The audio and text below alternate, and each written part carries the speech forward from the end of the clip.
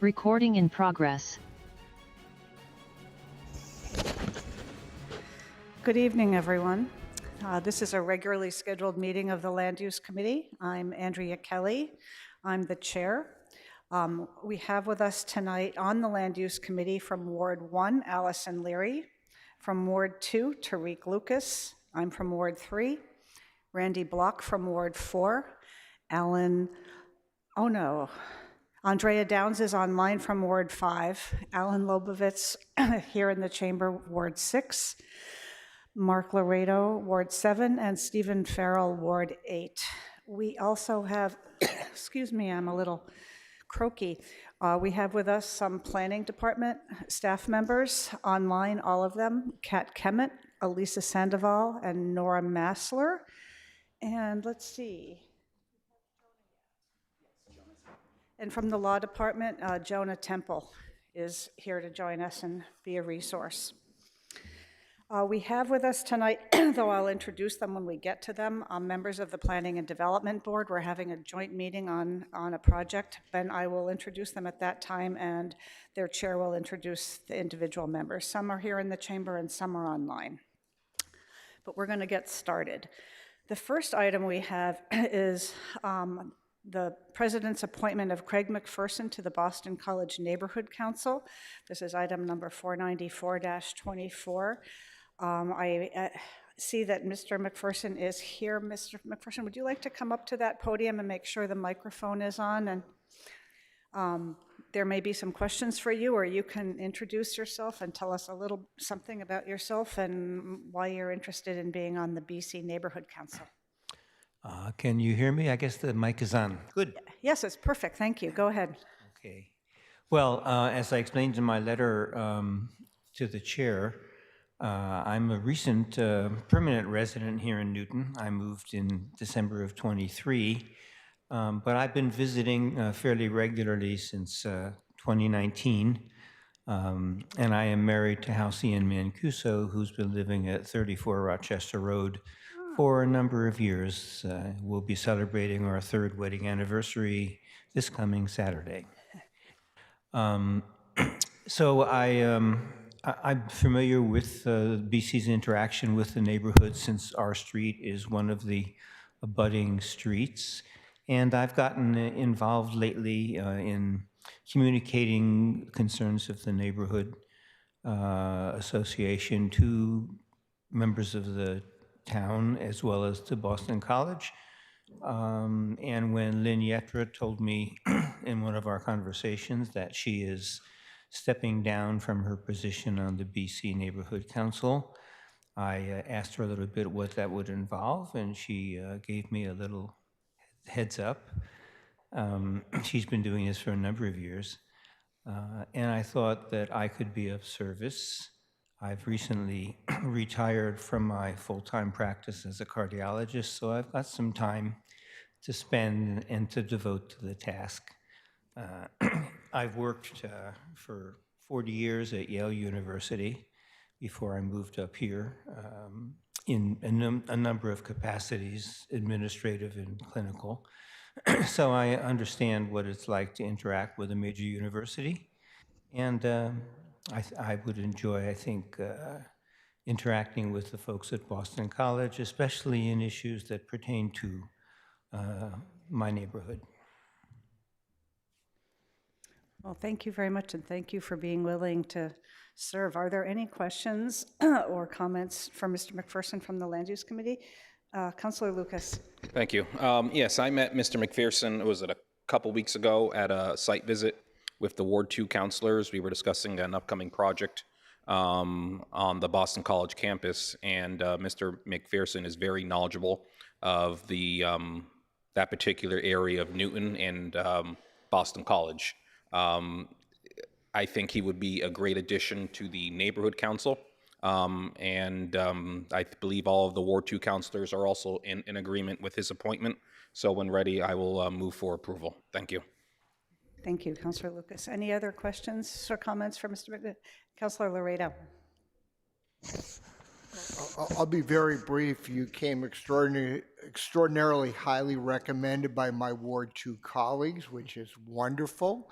You obviously have tremendous background and resume, and I just want to thank you for your willingness in your new community to step up and serve. We need more people to do that, and I'm really looking forward to the work that you're going to be doing on this council, so thank you very much.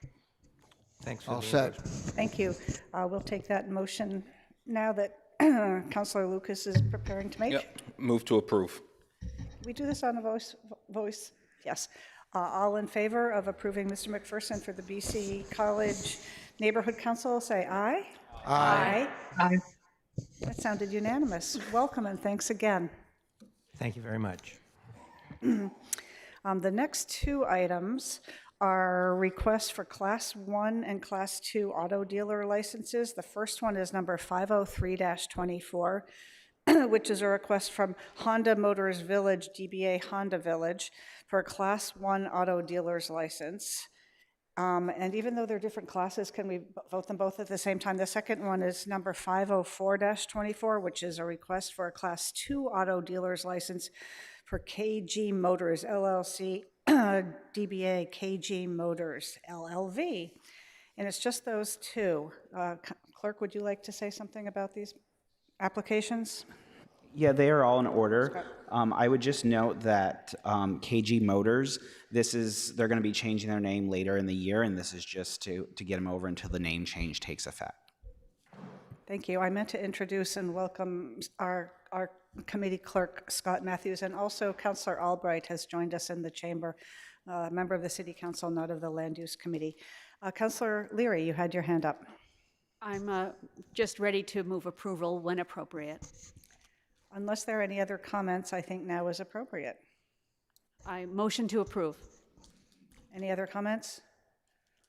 All in favor, please say aye. Aye.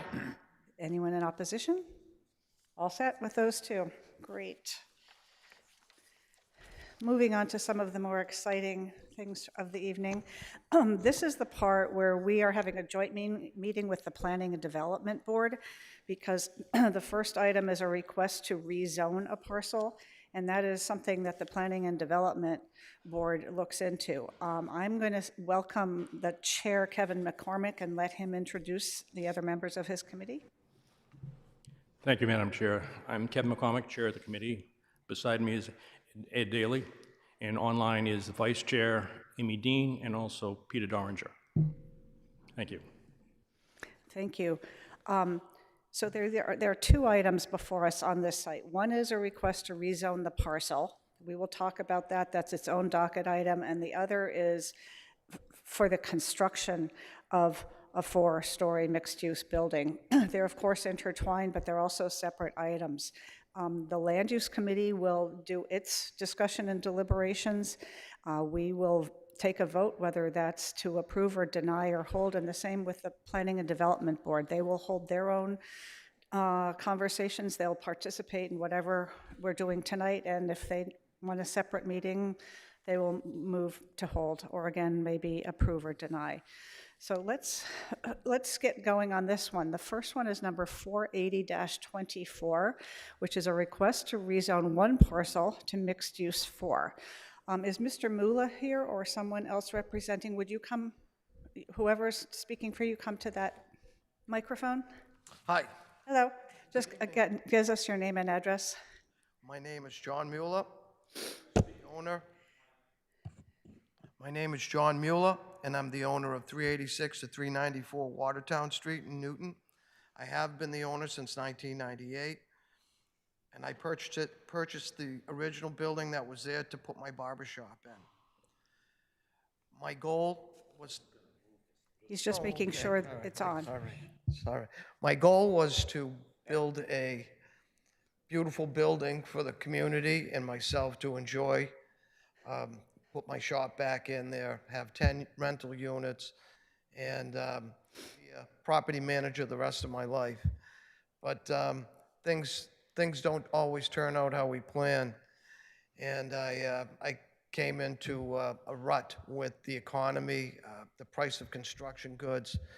I started this project in sorry, that's what it feels like, 2016, and it's going on today still. I'm trying to put on, we've got special permits already that we reactivated earlier this year. We're hoping to start building in the early spring. We're trying to put on 3 units on the roof and with the special permit. And with that, we will offer an additional 1 affordable unit for the community to bid on. We'll have a total of 3 affordable units in the structure, and we'll have 13 residential units total. We have 1 parking space per unit. We're building a jewel in the neighborhood that hopefully generations of people will look at and say it's a beautiful building. I had to take on a partner because of the cost of escalation of all the building construction and energy codes and the economy, and I just couldn't afford it. I took on a partner, my friend Nick here, and Nick has been a willful participant throughout this process. I'm looking for some relief so that I can build this building with these additional units on the roof, which would be considered a four-story building. But we have a setback on the front that, as you can see from the picture, you can't see it from the street. It affords us the ability to put a roof deck that looks out at the park, which anybody who lives in a building like that can look out their rooftop deck or their window and see a beautiful park across the street that will be seen every day by the occupants. Without further ado, I will introduce my friend Nick Bogine, excuse me. Thank you. Sure, thank you. Can you guys hear me okay? Can you give us again your name and address? Perfect. Yeah, my name is Nicholas Bogine. Nice to meet everybody. As John mentioned, I'm his partner on this really beautiful project at 386 Watertown Street. I've obviously not gone through nearly as much as John has on this project in terms of heartaches and stress and tenure of the last 6-7 years that he's put into this project with the various revisions, but I am very excited to be a part of it now. I met John about a year ago, and he had a special approval permit for 10 units that just, as soon as I set eyes on it, wasn't financially feasible and wasn't even to code with the underwater ground table that the underground parking had as a part of it. And I just appreciate this opportunity for the city council to hear this proposal, to hear this project. I appreciate the community coming out to share feedback, and we're really excited about it. I'm not going to take up too much time, but I do appreciate the opportunity to introduce myself to all of you. I feel like I've kind of been behind the scenes for a little bit, and I wanted to make sure that you guys all had a chance to meet me and know who I was, and I'm really excited for this project.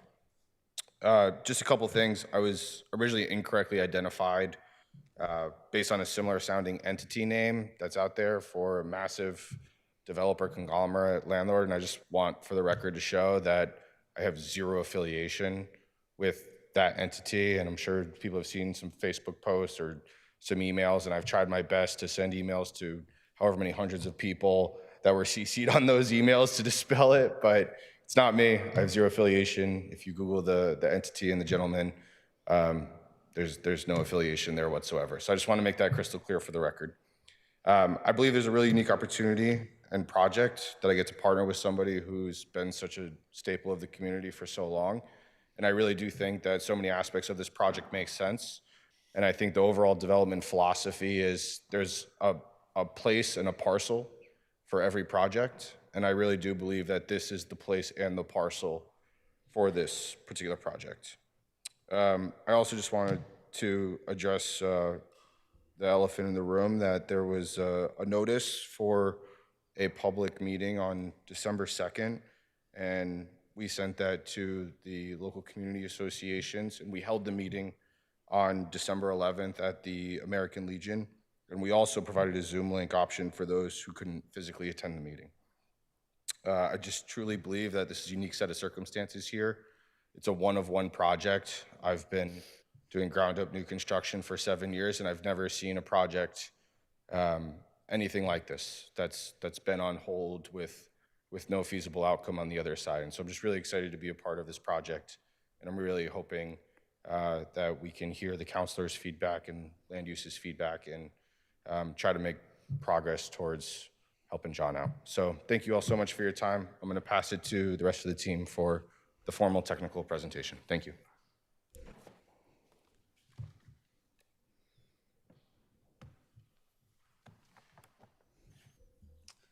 Good evening, Madam Chair, members of the council, and the planning board. We appreciate your time. We wanted to take that opportunity to introduce the whole team, and I'll introduce myself now. My name is Matt Eckel. I'm an attorney with Fletcher Tilton. Also with me tonight is Trevor O'Leary from MGD Plus, the project architects. We may look familiar. We were here a few months ago to amend a previously issued special permit, and the point of that application was twofold. One, the below-grade parking that was previously approved was not feasible. It was cost prohibitive, and with the new groundwater regulations, it wasn't even allowed any longer. So we were able to get your approval to remove that parking, which did result in a net loss of 2 parking spaces, and that also extended the life of the special permit. Otherwise, it would have expired right around this time today. Our plan was always to come back with this building that you see on the screen in front of you, and I think we've been very transparent about that. We had 2 kind of similar concurrent paths we were following. Ideally, we would have stayed on one path and maybe been a little less confusing, but this was the route we had to go with the zone change. So that just clears up a little bit of who we are and the background and how we got here. What I'd like to do is do a very brief presentation to show you what we're proposing. Again, the majority of this was previously approved under that last special permit, so we'll focus on the proposed 4th story and some of the upgrades that the building will now encompass. So what you're seeing here again is the proposed 4-story structure.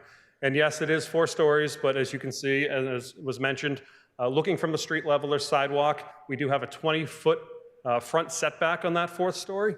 So all you can see here is if you look up at the very top, that's the elevator overrun, that little kind of darkish small rectangle. That is the top of the 4th story. If you shift your eyes to the right a little bit, you will see that you can see the 4th story more above the driveway. But again, that is set way back. This is a very unique lot that kind of wraps around in an L shape. And so we took great care to design that 4th story. So it's really pinched in on all 4 sides to limit any impact on abutters or the streetscape. This is just the project team. Again, you've been introduced to all of us now. Just to formally discuss our request, we are seeking to modify the previously approved special permit by adding 3 residential units to the proposed 4th floor. The project would now include 13 total units, as was mentioned, which would encompass 3 affordable units. Per the regulations, this project at 10 units or at 13 requires 2 affordable units. That was always part of the project. But in discussions with the team, when we really started this application, we thought it'd be a nice mitigation to give a voluntary 3rd affordable unit as part of this project. So it would be 3 total, with 1 commercial space and 14 total parking spaces. We are proposing to utilize the MU4, I should say, mixed use zoning district. This isn't a BU1, so it's a business district already, and we're not changing the use at all with this proposed zone change. Again, it's staying mixed use, 1 commercial space and residential units. The big change is the extra 3 units going to 13 total units. The lot size is just over 9,500 square feet. Just to give everyone a little bit of better orientation, you can see that's that kind of L-shaped lot fronting on Watertown Street and wrapping around our abutter slightly to the right. And a couple of Google images. You can see the arrow pointing to what is affectionately known as the hole in the ground there. And then a street level view of the vacant property. Again, as Mr. Mueller explained, this has been a long process. Progress has been made at certain steps, including the demolition of the previous structures. And now we're just trying to take the next step forward and build the building. Some of the project features, which is, it's a net benefit in some ways that the project has taken so long because things like the Stretch Energy Code have been adopted and there's been new changes in technology and both environmental aspects of the project as well as energy efficiency. So just looking through this again, the one commercial space with 13 home ownership units with 3 affordable. The consistent design with the prior approvals. Again, we think the 4th story blends nicely and is pulled back approximately 20 feet to minimize any impacts. So again, minimal impact from Watertown Street. We're not changing the building footprint, so we're not changing any of the setbacks. We now comply with the Specialized Energy Code, which was just adopted this year. The building itself will be Passive House certified, which comes with a cost, but includes some environmentally friendly and energy efficient measures when it comes to sealing of the air and insulation and things of that nature. The building will be an all-electric building. It'll be EV ready for 10 cars, electric vehicle ready. We'll have bike storage for 18 bikes, both in the basement and on a ground level storage system. We'll be solar ready on the roof. And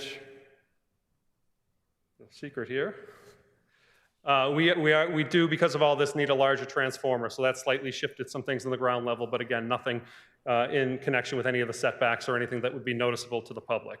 So that's kind of just a summary of some of the high-level features that this building will include. These next 3 slides aren't changing at all. This is what was previously approved. We have a small basement area, which will be for storage mechanicals, as well as that additional bike storage. If you remember, when we were previously before you, this entire footprint was basically the carved-out below-grade parking. Again, we already got your approval to shrink the size of this and take that below-grade parking out, so the basement will remain this kind of minimal footprint just for storage mechanicals and bike parking. The first floor similarly will stay very much the same. The top left kind of red tint would be the commercial space. That's just under 1,000 square feet. To the right of that, or as you move down the page, you'll see the main residential entry with some package storage areas and a lobby located a little bit further back, which provides access to the staircase as well as the elevator. And then the remainder of the first floor is dedicated to the 14 parking spaces. You can see the handicap accessible space as well as the bike parking and trash area. This is all staying the same as previously approved. The second and third floor have very similar footprints. We start to peel back the building a little bit at the top to provide a little bit of relief to our abutters to the left. Both of these floors will have 5 units. So the second and third floor together make up the rest of the approved project already for the 10 total units. The 4th floor is the proposed change. And again, going from left to right, you'll see that roof deck area, which is pulled back about 5 feet from the actual front facade of the building. And then another 14 or 15 feet from that area is where you'll see the start of the 4th story of the building. You'll see again the elevator area and then a hallway connecting you to the 3 proposed units. We feel this project in general just provides a nice mixed use of both bedroom sizes. We have both 1 bedroom and 2 bedrooms proposed, as well as actual square footage when it comes to the size of the units. I'd also point out on this slide, you can see at the top, the left, and then the right as it wraps around the bottom of the building, that's all pulled back, again, to provide greater setbacks and essentially a buffer zone between any abutters and the street to really minimize any impact on that 4th story. So the careful design went into this to have it read more as a 3-story, but get the benefits of a 4-story.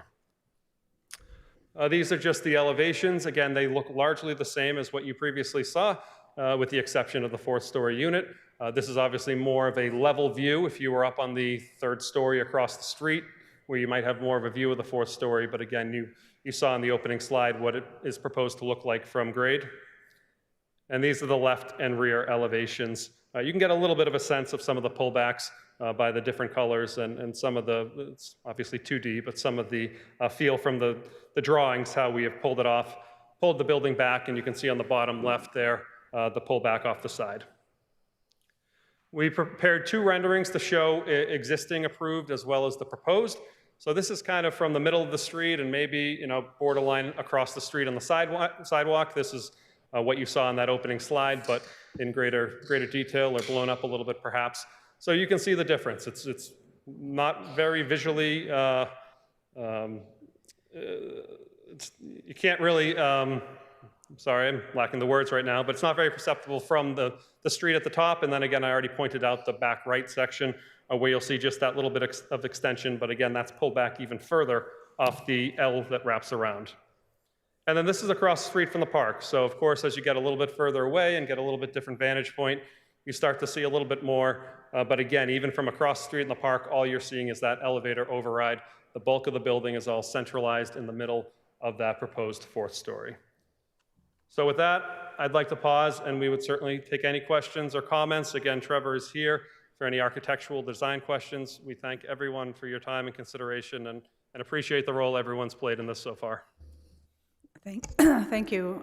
We appreciate that and that you're all available if any questions arise for you to answer. Trevor, did you want to say something now, or are you just available for questions? No, I just want to say I appreciate everybody. I mean, I know that most of you have come through this whole process with us. You know, it's been a long process, and we appreciate the time that everybody has put into this. And as I think Matt did a good job explaining the project, and we're happy to answer any questions. Okay, thanks. We may be getting back to you, so have a seat. The planning department will give their summary report, but before they do that, I want to welcome some other members who have joined us. We have other city councilors who are on the Zoom. From Ward 1, which this project is in Ward 1, we have Councilor John Oliver and Maria Greenberg. So now we have all of the Ward 1 councilors with us. From Ward 3, we have Julia Malachy and Pam Wright, and Raina Getz from Ward 5, and we've also been joined by Barney Heath, the Director of Planning and Development. Let's hear from planning now then on these two petitions. Good evening, everyone. My name is Kat Kemet. I'm a senior planner for the city. This is petition number 480 and 481-24 at 386-394 Watertown Street. 480-24 is a request to rezone the parcel from business use 1 to mixed use 4, or MU4.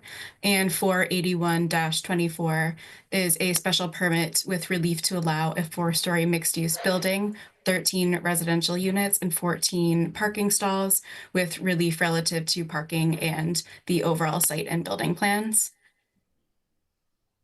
By way of a little bit of background, the site does have several existing special permits. So the project has had some changes over the years, which we've already heard a little bit about. So I don't need to go into too much detail here. Special permit 201-17 allowed for a 3-story mixed-use structure with ground floor retail and 9 residential units. The owner then amended that special permit in 2018 with changes to the special permit conditions relative to inclusionary zoning. It was further amended in 2021, which increased the residential units from 9 to 10 and included some parking waivers and dimensional relief. And finally, earlier this year, the special permit was amended to reconfigure parking on the site. This request includes a request to rezone the parcel to mixed use 4. The mixed use 4 district was created in 2012 as a new floating zoning district. The intent of MU4 is outlined in the zoning ordinance, but a key goal listed there for that zone is to create a way to allow for compact pedestrian-friendly development that supports commercial and residential uses in areas that already have that pattern of development. And this was passed before our village center zoning that has been going on for the past few years. MU4 is not mapped, so owners of parcels need to decide to rezone from that district to the mixed use 4 district, and city council needs to approve that by special permit. So there have been a handful of MU4 projects since 2012. So there is some precedent for rezoning this parcel to MU4. That includes Austin Street and Trio in Newtonville, which were both built, and 2 other projects were approved, but one has not had their special permit exercised. One is, I think, just in the starting to build. That's 1314 Washington Street and 1149 Walnut Street. The petitioner is now requesting those two key things here. The first being the rezoning from BU1 to MU4, and the second is to amend their special permit. And with that, they need some additional relief related to this revised plan, which adds a 4th floor containing 3 additional dwelling units on the top floor. So the relief here includes a waiver for the minimum lot area per unit, relief to allow 4 stories, relief for a height of 45.5 feet, and a floor area ratio of 1.92, to waive additional setbacks for portions of the building that are over 40 feet in height, a waiver of 7 parking stalls, and other dimensional and screening relief relative to the parking on the site.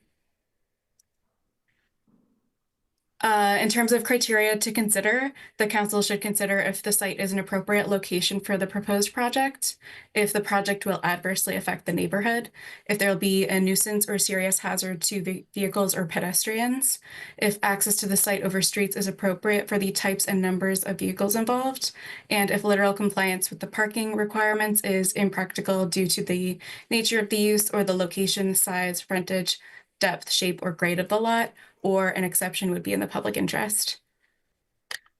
There are some additional criteria specific to the mixed-use 4 zone that includes the following.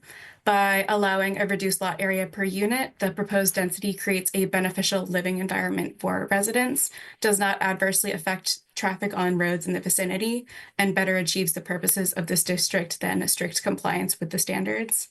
The development that exceeds the maximum front setback of 10 feet with a reduced side setback does not create shadows or blocked views that have material and adverse effects on its surroundings, supports pedestrian vitality, and advances the purposes of the mixed-use 4 district.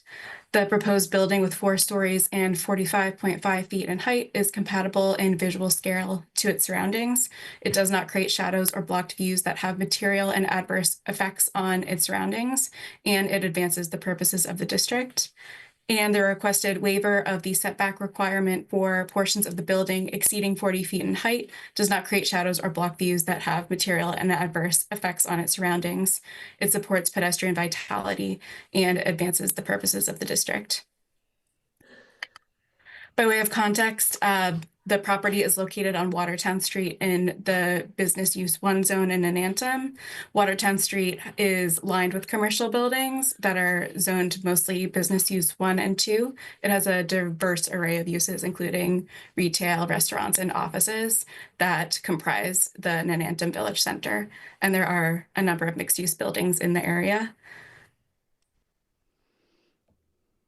For an analysis, the department believes the location is an appropriate location for the mixed-use 4 zone based on the guidelines in the ordinance.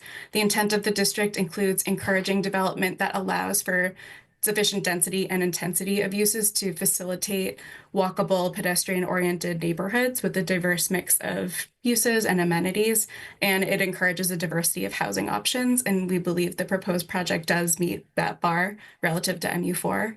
The amendment also includes 3 additional dwelling units, including 1 new deed-restricted affordable unit, which supports several of the city's goals, including enhancing housing diversity, creating affordable housing, and promoting mixed-use developments.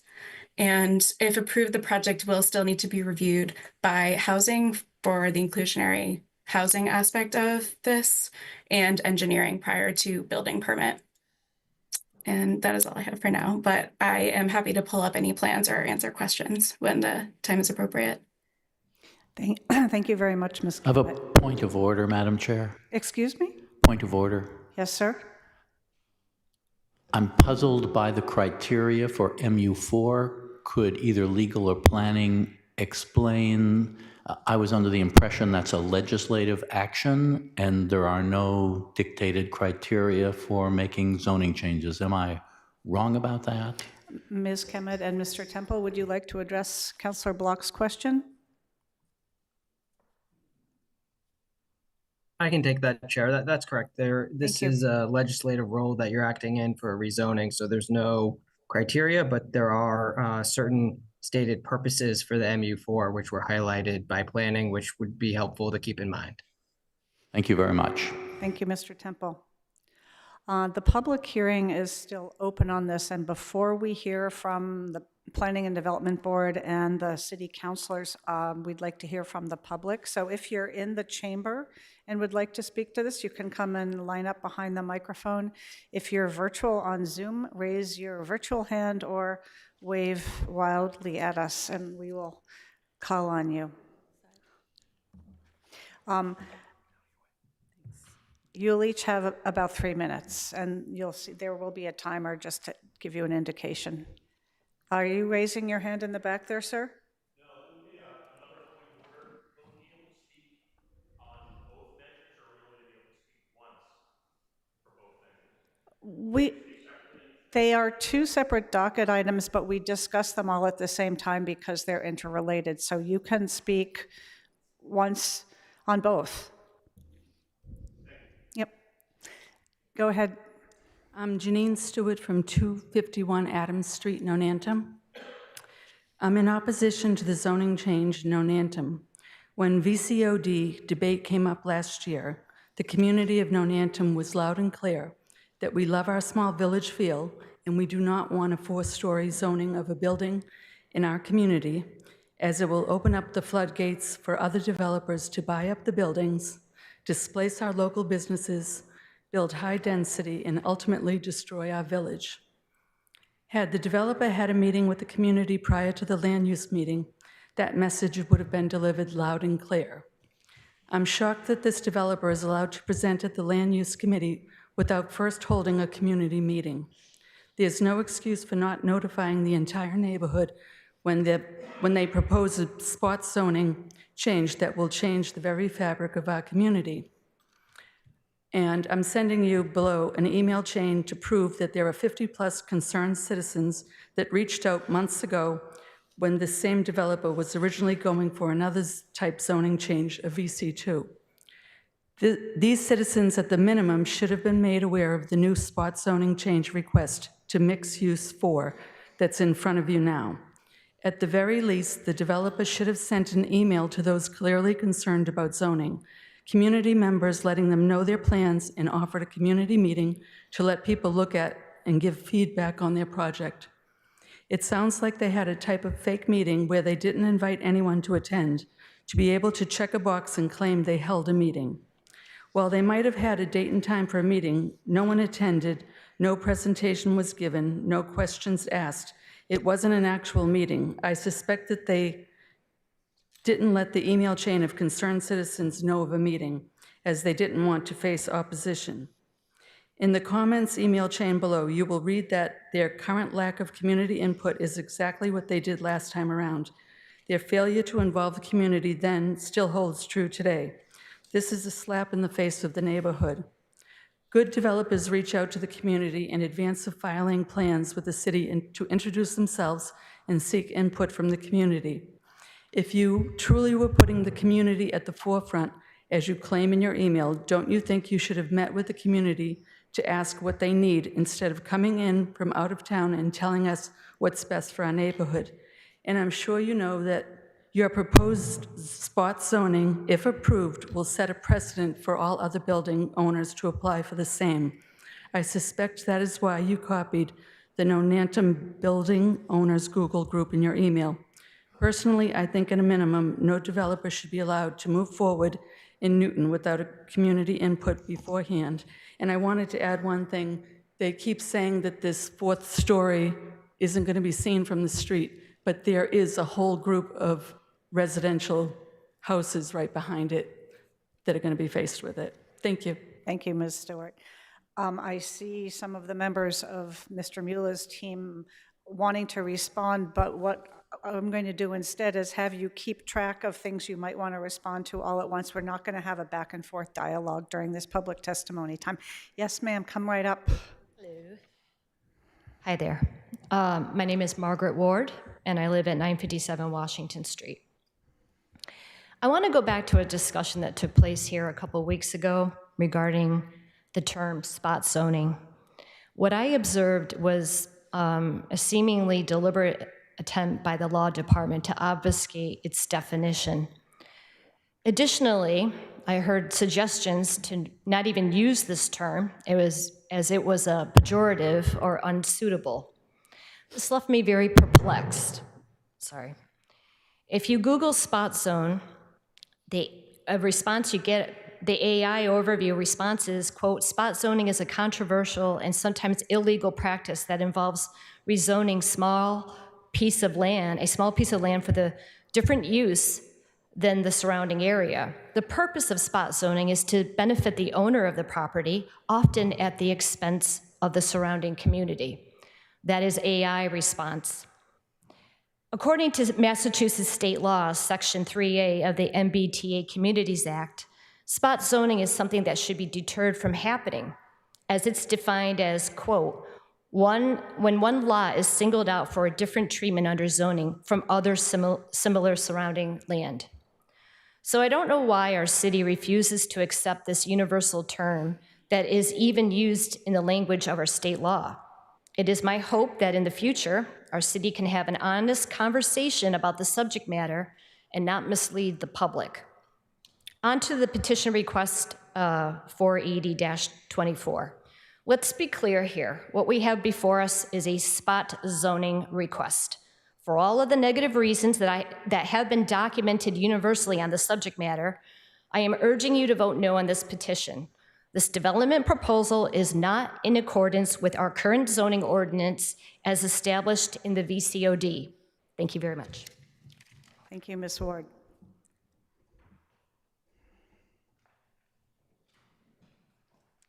Come forward, sir. Feel free to speak to both the rezoning and the construction pieces of it. Before I start, I was hoping that I'd be able to get 3 minutes for each of those, or? No, you have 3 minutes to speak. Okay, thank you.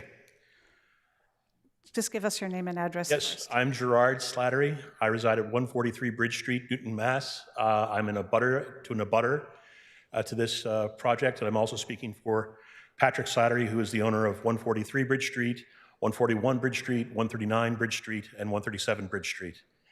The first issue that I have is just, I don't think that the petitioner has met the bar for the request to change to MU4 from BU1. He's already gotten a special permit for what I thought was 9 units. It's now apparently 10 units. So he's already got approval for 10 units.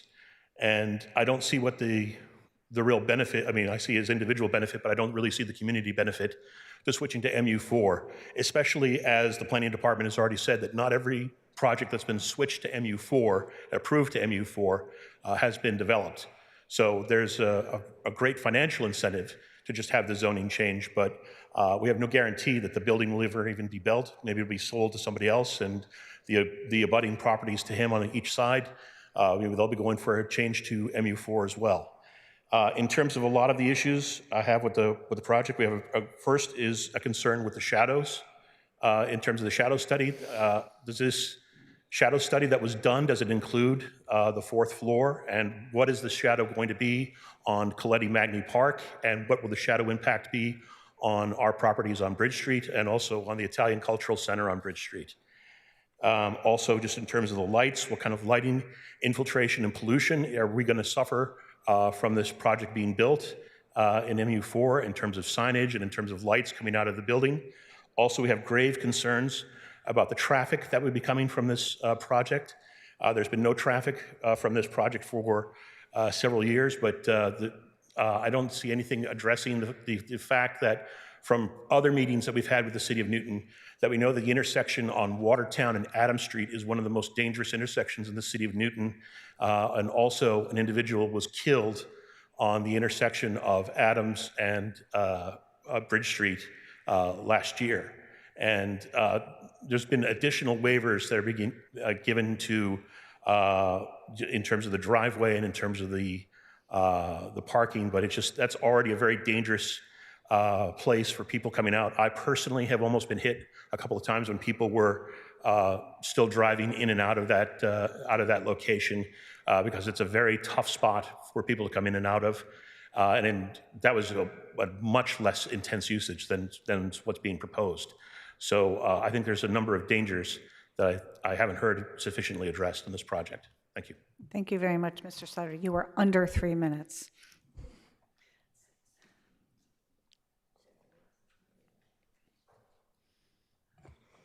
Good evening. Terry Sarro. Is it too loud? No, it's fine. Terry Sarro, 44 Cook Street, Nonantum Neighborhood Association Chair. I don't know where to start. I think everybody said what the community and the neighborhood is saying. We met with these gentlemen a couple of times, and we were good. They said they had 10 units and a waiver of 2 parking spaces, and you know how I am about getting rid of parking spaces, but I swallowed because we want this building built, but we don't want a zone change. We don't want a 4th floor. We have, God bless Chapel Street, Court Street, excuse me, and the intent of Mr. Korf's building.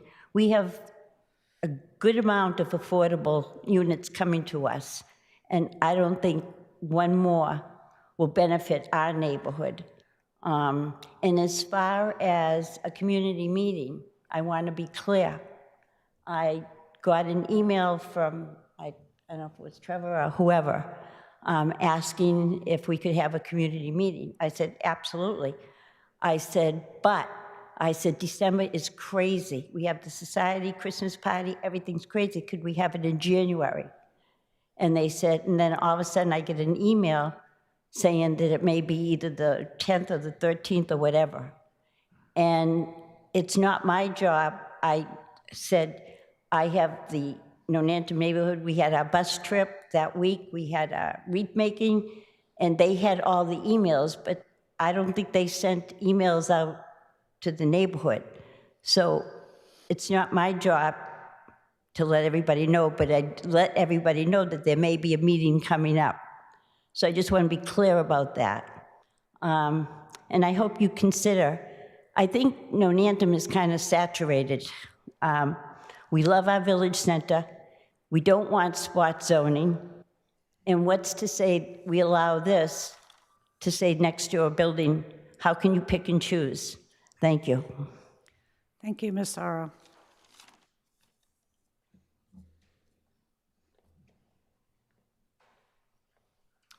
Bob Kavanaugh, 69 Court Street.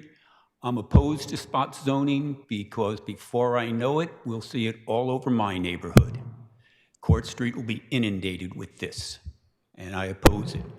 I also have to comment on the total lack of consistency by the planning department in terms of parking. One development has more than almost 2 units, 2 parking spaces per unit. Another one comes in with less than 1 per unit. There's no consistency. Does this city not have any plans? Or is it, well, we'll do one thing today, one thing tomorrow, and whatever. Thank you. Thank you, Mr. Kavanaugh. Anyone else in the chamber who wishes to speak? I don't see anyone on Zoom. I'm not sure if right now is a time, would anyone in planning or law like to address some of the issues? Oh, Carolyn Kraft, sorry, didn't see you. Go ahead, please. Yes, thank you so much. I just urge the committee to listen to the residents. It seems like every time I come to a meeting, we're at this situation where they're pushing this spot zoning to add something separate from what the residents have wanted in the villages. And we need to listen to the people that live here. It's important to respect what they treasure here and to uphold it. And so what I recommend is looking at the planning department and questioning what their roles are and what the parameters are to their positions, because it seems like they're always pushing the envelope in having these spot developments occur. So hoping in the future we'll get a different planning department if they continue to do such a thing. Thank you very much. Thank you, Ms. Kraft. I was starting to ask if the planning department would like to respond to any of this now, or shall we just move forward and hear from Oh, another hand, sorry. Lisa Monahan. Please go ahead. Hi, thank you for the opportunity to speak. My name is Lisa Monahan. I live at 1105 Walnut Street in Newton Highlands, and I am a practicing architect in Newton. I've been following along the village planning and this project to a certain degree. I think this is a good project, and I don't think that spot zoning blanket is a bad thing. We have a special permit process, application, process that can reject bad projects, and it's pretty rigorous, and we're seeing lots of information. I think this project is good for 3 reasons. It helps fulfill the city's goals for more housing, which we desperately need, market rate and affordable. It's been thoughtfully planned. I think it fits very sympathetically in with the streetscape on Watertown Street. There's a hole there, and construction costs in the last 6 years have gone absolutely through the roof. It's completely understandable that a smaller project makes the building unfeasible. And if Nonantum residents really do want to see this hole filled, there needs to be some give and take. I think the way that the development team has held back the 4th story is really sensitive and thoughtful, and the streetscape of this building fits in nicely with the adjacent properties. The other thing is that it's really exciting to see a small project of this size. We have, lots of bigger projects that come before land use, and certainly lots of residential projects, but it's really unusual to see, a housing project between 10 and 20 units. And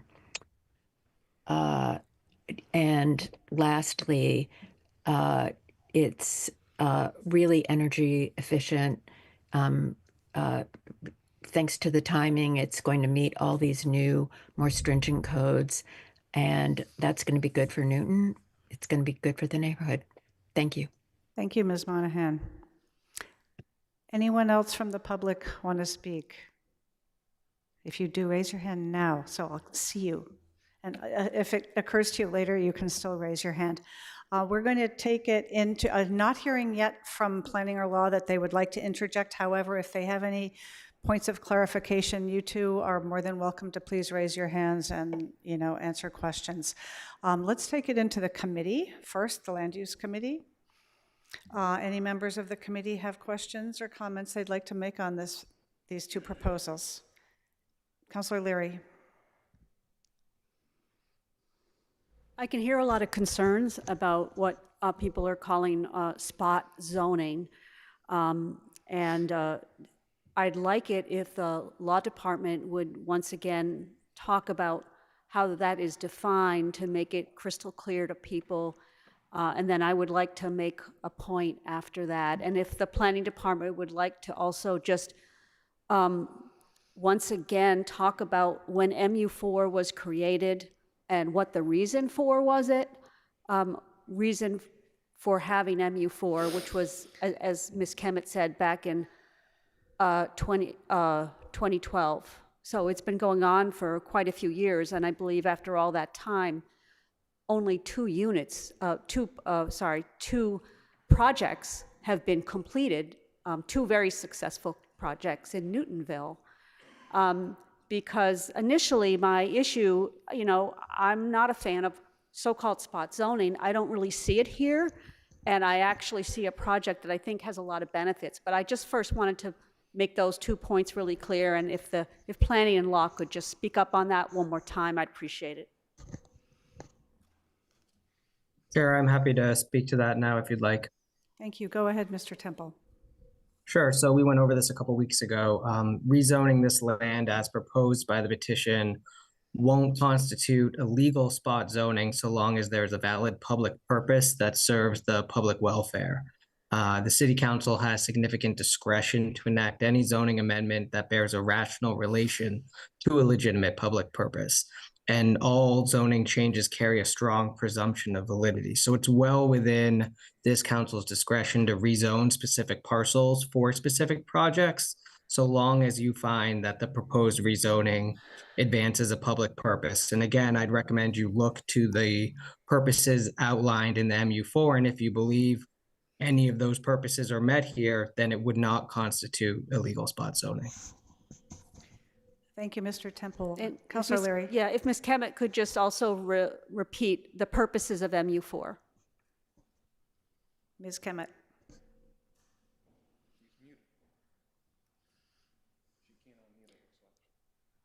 She can unmute. She's a co-host. It might be helpful even to put the slide up that was listed. Oh, hi. Can you? Yes, Yep, we can hear you now. We can hear you. Okay, sorry. I had to log off and log back in, so I had trouble unmuting myself. Yeah, I briefly went over some of the purposes of the MU4, which are outlined in the ordinance. That includes allowing for sufficient density to allow for compact pedestrian neighborhoods. That comes through pretty clear when looking at the ordinance. That's the intent there.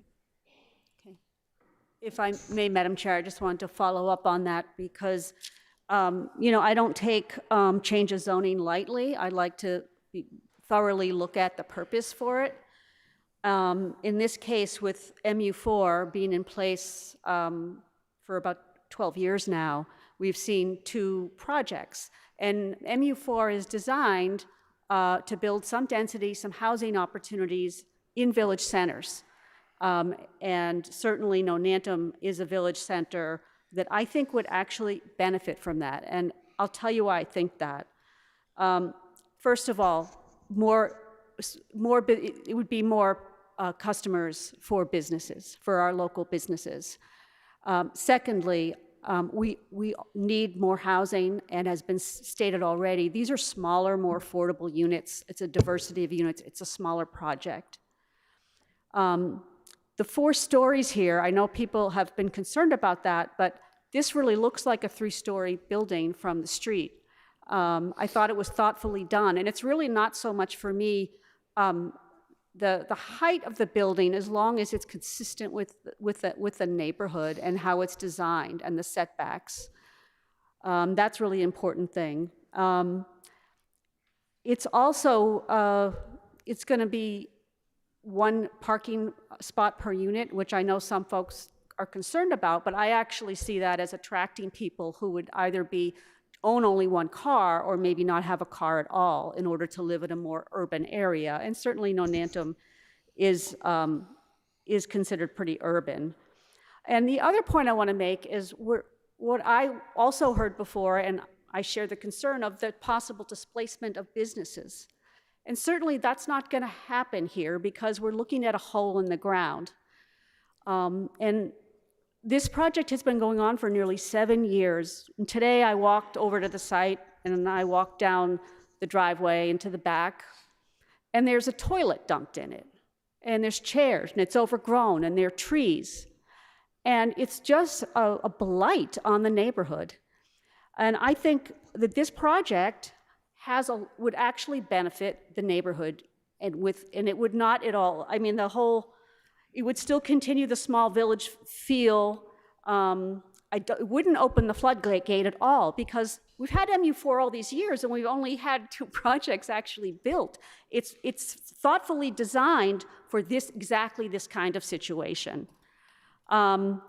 As I said, the displacement of a local business won't happen here. I actually think this is an exceptional situation that really does call for an MU4 zoning change in this particular area. It's all electric, it's EV ready, there's bike storage, it's an elevator building. We need that in our village centers.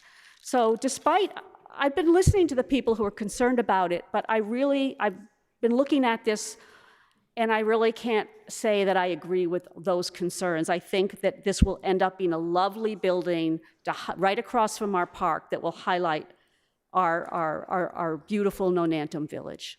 Thank you. Thank you, Councillor Leary. President Laredo.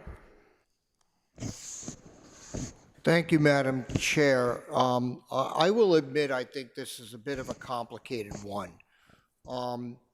You know, I voted, I think, for all of the special permits on this site previously. I thought the designs were reasonable. I personally, while I appreciate Councilor Leary's statement about the fact that there's lots of bike parking now and it's going to be all electric and it's passive house, quite frankly, I think every developer in the city knows that those are expectations when you're building new. And so it's great, but I don't put a lot of stock in that because I expect every single developer who comes in here, knowing what we're looking for as a council, knowing that we want our properties to be solar ready, knowing that we expect all those behaviors, in my mind, that's really a given. So I'm just going to leave it at that.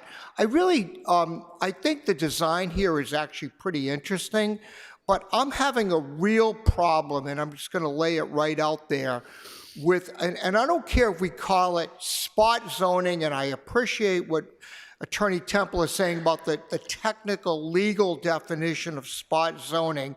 I also think there's MBTA Communities Act, which talks about not splitting up zones from place to place to place, because while it's technically not illegal, it's not good policy.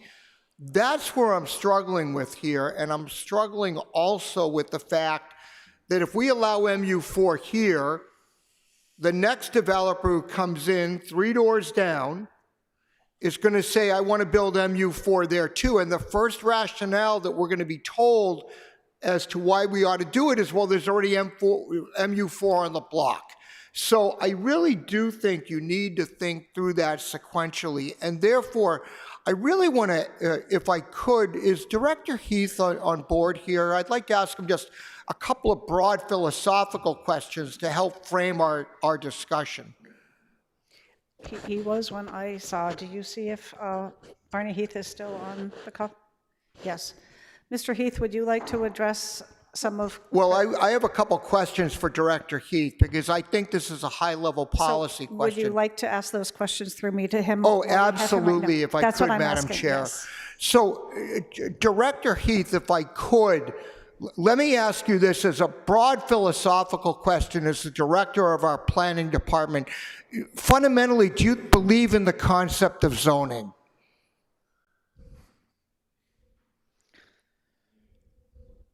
I can speak. Can people hear me?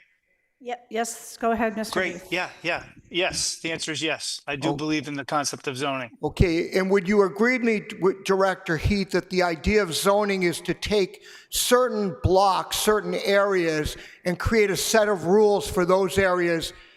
Properties are contiguous to one another. Would you also agree with that? I do. Okay, so would you agree with me that as a general principle, it's not a good idea to go and have one zone in one parcel, a different zone in the next parcel, and a different zone in the third parcel? So that's a kind of a nuanced answer. Let me answer by way of the council's intent when they created this zone back in 2012 it was, which is before my time here. I don't know if you were on the council then, Councilor Laredo. I was. But it was their wisdom at the time to create a zone that's sometimes called a floating zone, that in the appropriate circumstances that are kind of laid out, you could identify a parcel that met that criteria and zone it as appropriate if the council thought in their wisdom through the rezoning and special permit process. So, as previously noted by our senior planner, it's a rare occasion that has happened. Austin Street, Trio, 1149 Walnut Street, which is a stone's throw from the Newton Highlands T Station, is another example that's being built. So there are a few examples in the city that met that qualifying criteria, but that's a long time for that zone So- to exist and only have 3 or 4 examples. Director Heath, respectfully, you didn't answer my question. My question was, from a planning perspective, is it okay to have one zone next to another zone, next to a property in one zone, a second property in a second zone, a third property in a third zone? Is that So good it's policy or hard to not? say without a specific example, because zones often butt up against other zones. And there are individual reasons why properties are zoned in certain ways. We have examples all over the city where we have residences and business zones. We have businesses and residence zones. So it's not a one size fits all. I guess in a perfect world, you'd have clear lines and definitive locations where you have certain zones. And that certainly was the intent of zoning way back when it was first initiated, when you had animal rendering next to residences. There was an idea that maybe we ought to separate these zones, but it's not as clear cut anymore. So where I'm having a problem, quite bluntly, Madam Chair, thank you, Director Heath, for your thoughts. I'm having a real problem with this. I philosophically do not believe that you go from parcel to parcel to parcel to parcel and zone as you see fit, depending on whatever your particular design is. And Trio and Austin Street, I think, and the other 2 parcels as well, are quite different. Trio was a much larger parcel, if we all recall, took several city blocks, completely different. This is a parcel of land that at most is going to have 13 units and a shop, right in the middle of a village, which is zoned completely differently. And I don't know if I haven't made a decision yet. I want to be very clear. But I don't know if we allow this one, what the rationale is for not going to an MR3 or a mixed use or any other multiple different zones, depending on what a particular developer on that particular property says. I can play the rules the right way to get what I want, therefore I want a zone change. So I'm putting that out there again with no decision yet, but I am very concerned about it. Thank you, Madam Chair. Thank you, President Laredo. Councilor, I'm going to go to some people who haven't spoken yet. Councilor Lucas, and then I see your hand up, Councilor Downs. And then I'm going in order of when I see hands raised of people who haven't spoken yet. Councilor Lucas. Thank you, Chair. I have a quick question for planning that I would like for them to answer. So I know in the MU4 district, the 4th floor and potentially 5th floors of those of the district, or the 4th or 5th floor of a development, excuse me, they are regulated, meaning it has to be, it can only go up so high, and it has to be set back from the street. Has that been met in this case, meaning it's the 4th floor is set back far enough from the street? It's set back 20 feet from the sort of front face of where the 3rd floor is, but it's not set back from the rear and sides. So Okay. it does still need that relief. So it does essentially fit. The 4th floor is in compliance with the district.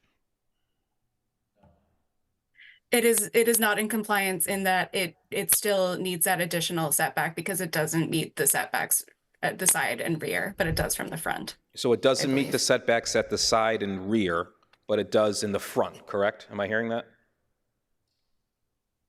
I believe so, yes. You believe so? Okay. Well, I will look into that more. Councilor Lucas, would you like the developer to answer that question? It looks like their hands are up, which may be a different answer than Ms. Do you have a different answer than what Ms. Kemet is saying? Would you, one of you come to the microphone, please?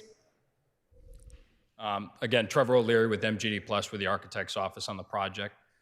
So with that 4th story, we do meet the setbacks in the MU4 for all of the residential area of that building. That being said, we are asking for relief for the rear stair tower, which is in the back left corner of the building. The setbacks change for an MU4 district from a BU1 district.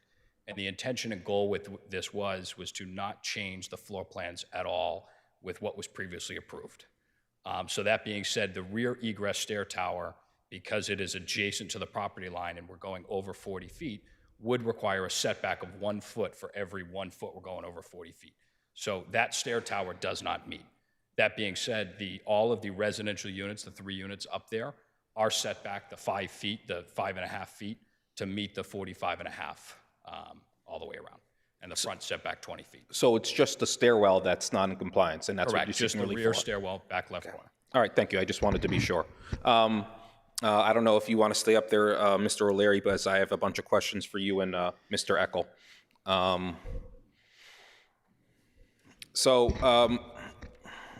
You and your client were last here exactly 3 months ago. What's changed? How come you didn't make the announcement there that, oh yeah, we're going to come back for MU4 zone change? Councilor, to be quite honest, nothing has changed. This was kind of the path that was mapped out in terms of our community process. We met over the summer with some of the community stakeholders. At that point, we had already filed for a change to a VC2 because that was a path that we had outlined to potentially get to this finish line. We heard significant pushback on that change to a VC2. We agreed to look at other potential options and actually landed collaboratively on the MU4. At that time, 3 months ago, the only thing before you was that initial change to the special permit. Again, that was twofold. One, we didn't have a project at all with the below-grade parking. And two, if we made it to December without a special permit or an amendment to a special permit as granted, the entire project and 7 years of work would have expired and lapsed and gone away.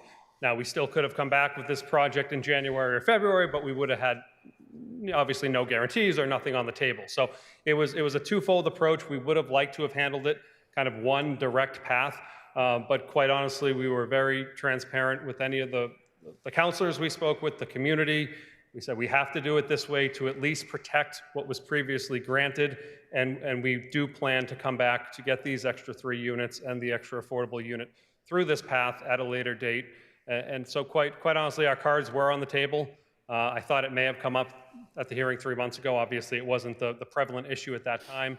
If it didn't, apologies, but this was never a bait and switch. This has been on the table since I came aboard about a year ago, and Nick came aboard with John, and this was kind of the ultimate outcome we were seeking. Again, some of it was just the nuts and bolts of how we got here, but this was always the planned path. Okay.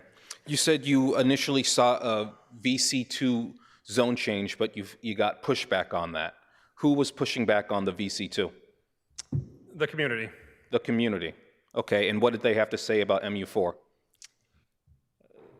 I don't want to speak directly because some community members have not changed their mind necessarily, but it was a better path to at least explore, or to explore a different type of zone that would allow this half-fourth story, as opposed to a VC2, which was looked at as a kind of carte blanche to do whatever we wanted.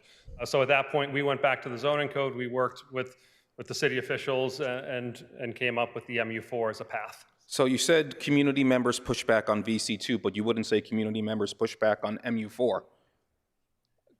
Quite frankly, I think the sentiment was a bit split, and I'm a little uncomfortable speaking directly for any community members, but in working with them, there was a suggestion, look at any other alternative outside of the VZ2, and for lack of a term, take your shot and pursue that. Okay, and you are now selecting MU4 to build your 4th story. How come you're not going with business use 2? Business use 2 is already in Nonantum. It's right around the corner on Adams Street and perhaps some other streets. Why not go with business use 2? Correct. So with the business use 2, with this lot in specific, the constraint that we ran into is lot area per unit. And so with the lot area per unit, we could still meet the same FAR. Can you speak closer into the Sorry, mic? Yep. Yeah.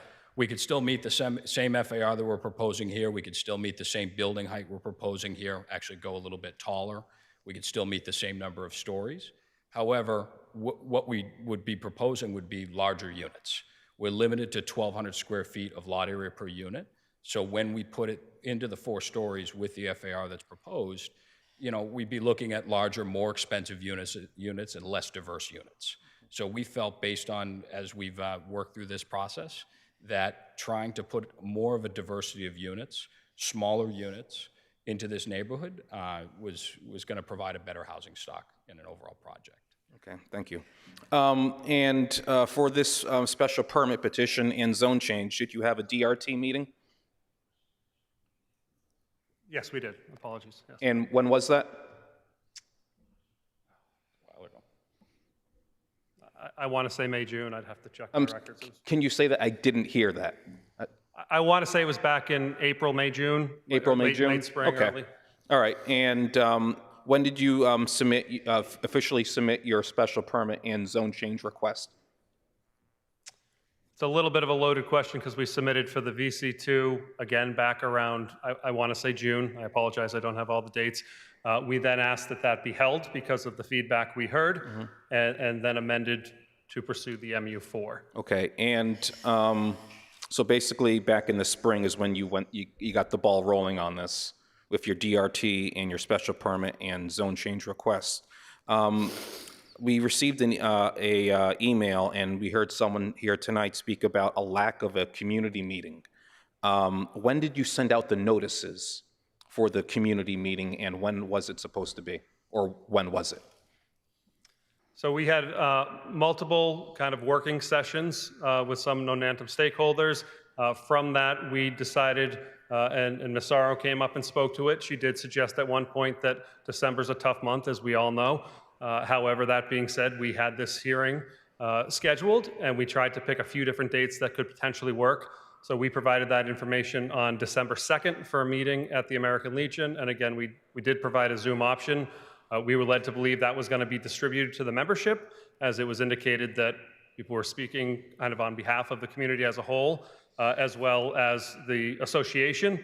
I understand Ms. Sorrow came up and said that it's not her job to do so, but it was certainly indicated to provide her the information and have the meeting. I understand we can't get 100% attendees. We did have someone attend. We did have a location, a Zoom link.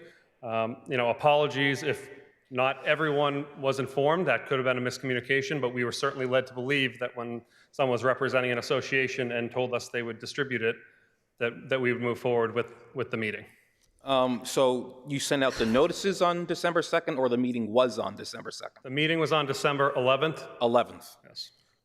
11th. Today's the 17th, so that would have given you 6 days to make any potential changes to the plan.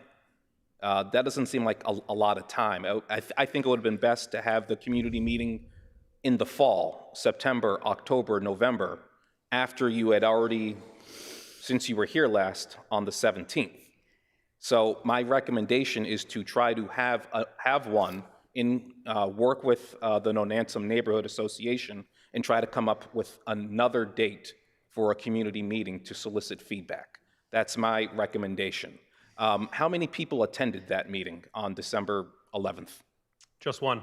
One person. I recommend holding another one.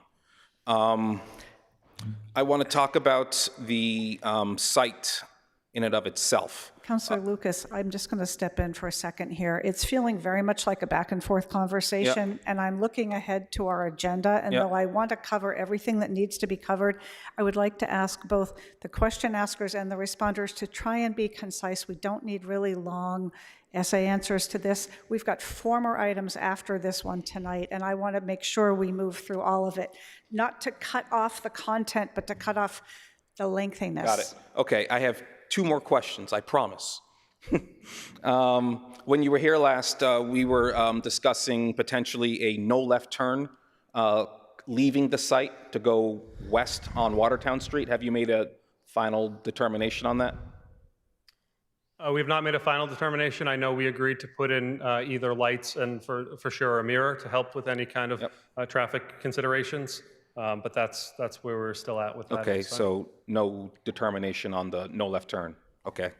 And I was looking in the backup documents, and I was looking at the shadow study. Someone mentioned that in their comments tonight, and I could see that you are casting shadows onto the street and the park across the street.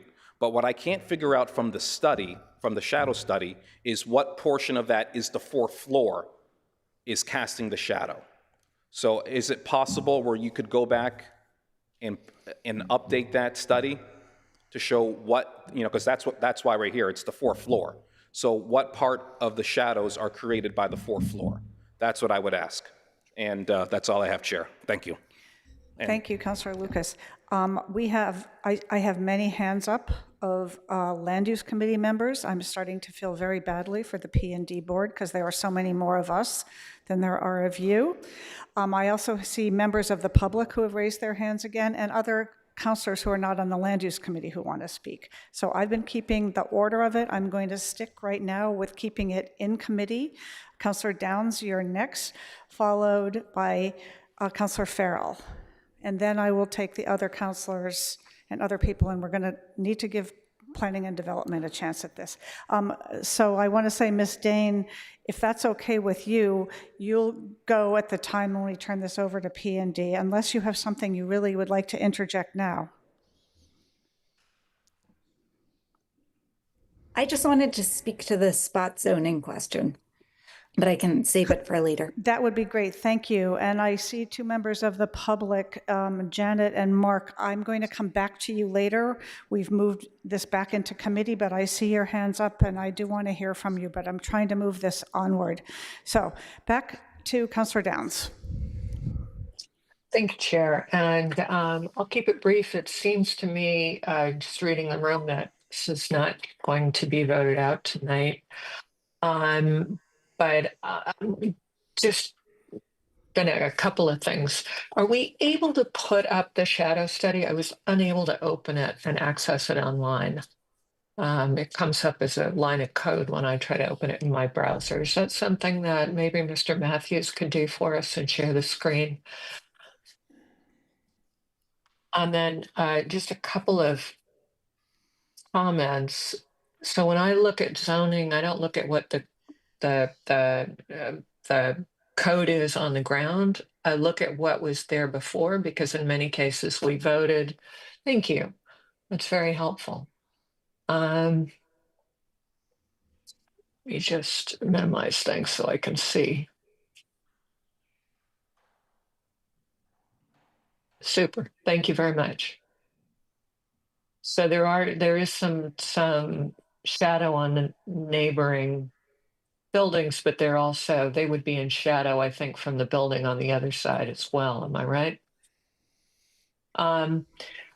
So anyway, when I look at whether we're zoning and it's appropriate for the neighborhood, I look at what the surrounding buildings look like and, whether it meets sort of the massing and the look of the surrounding neighborhood. And I have to say, when we approved 1149 Walnut, which is currently under construction, what was there at the time was a parking lot and a cinder block garage that had been, a repair station or gas station.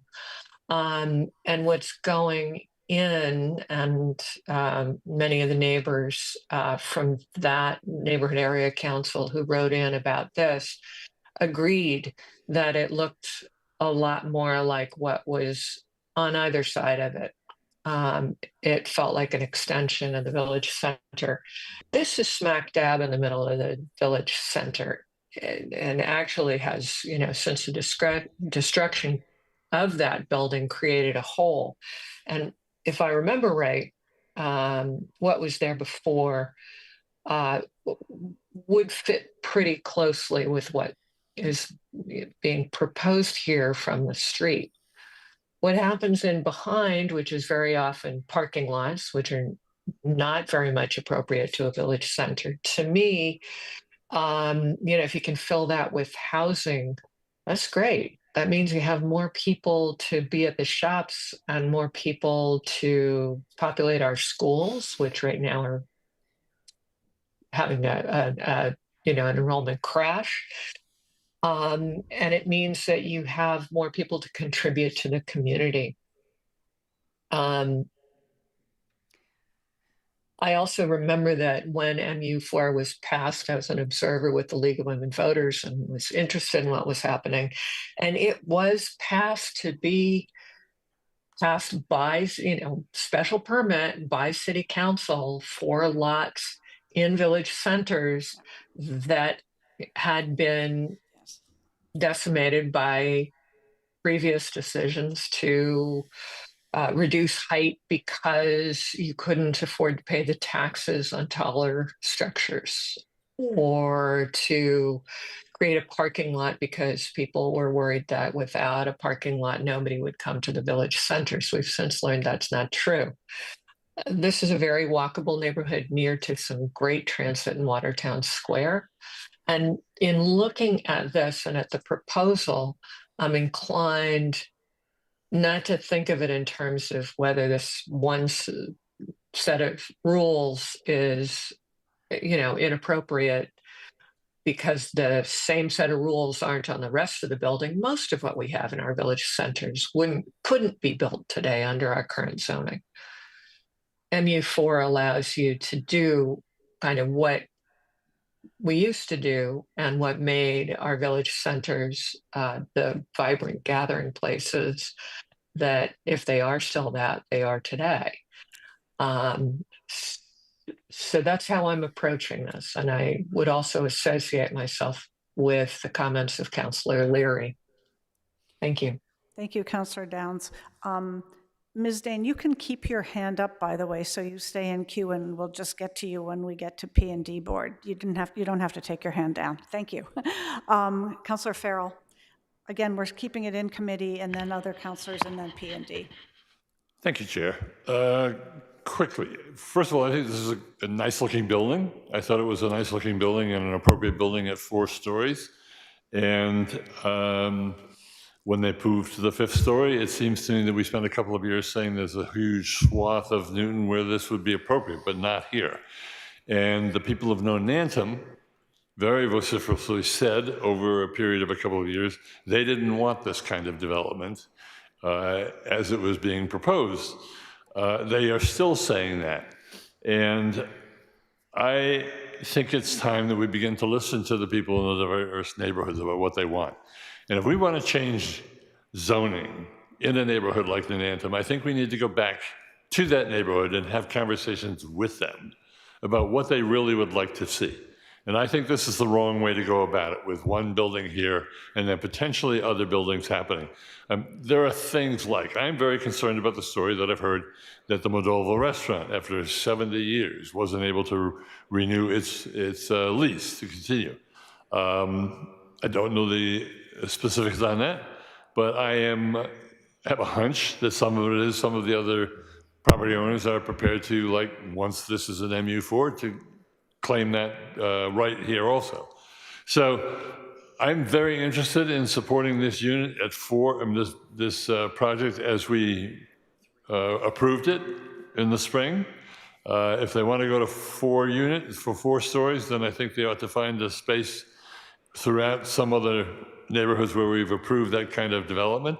And I really, really want us to begin to stop making decisions for neighborhoods without having very explicit, face-to-face, time-consuming, I know, on both the parts of the city council and the residents, but about what they want for their village. And I think we should do that. Thank you for this opportunity. Thank you, Councillor Farrell. Councillor Block.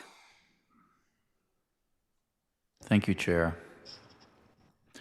I was struck by a comment from one member of the public about a fatality which occurred, I think, on Watertown Street.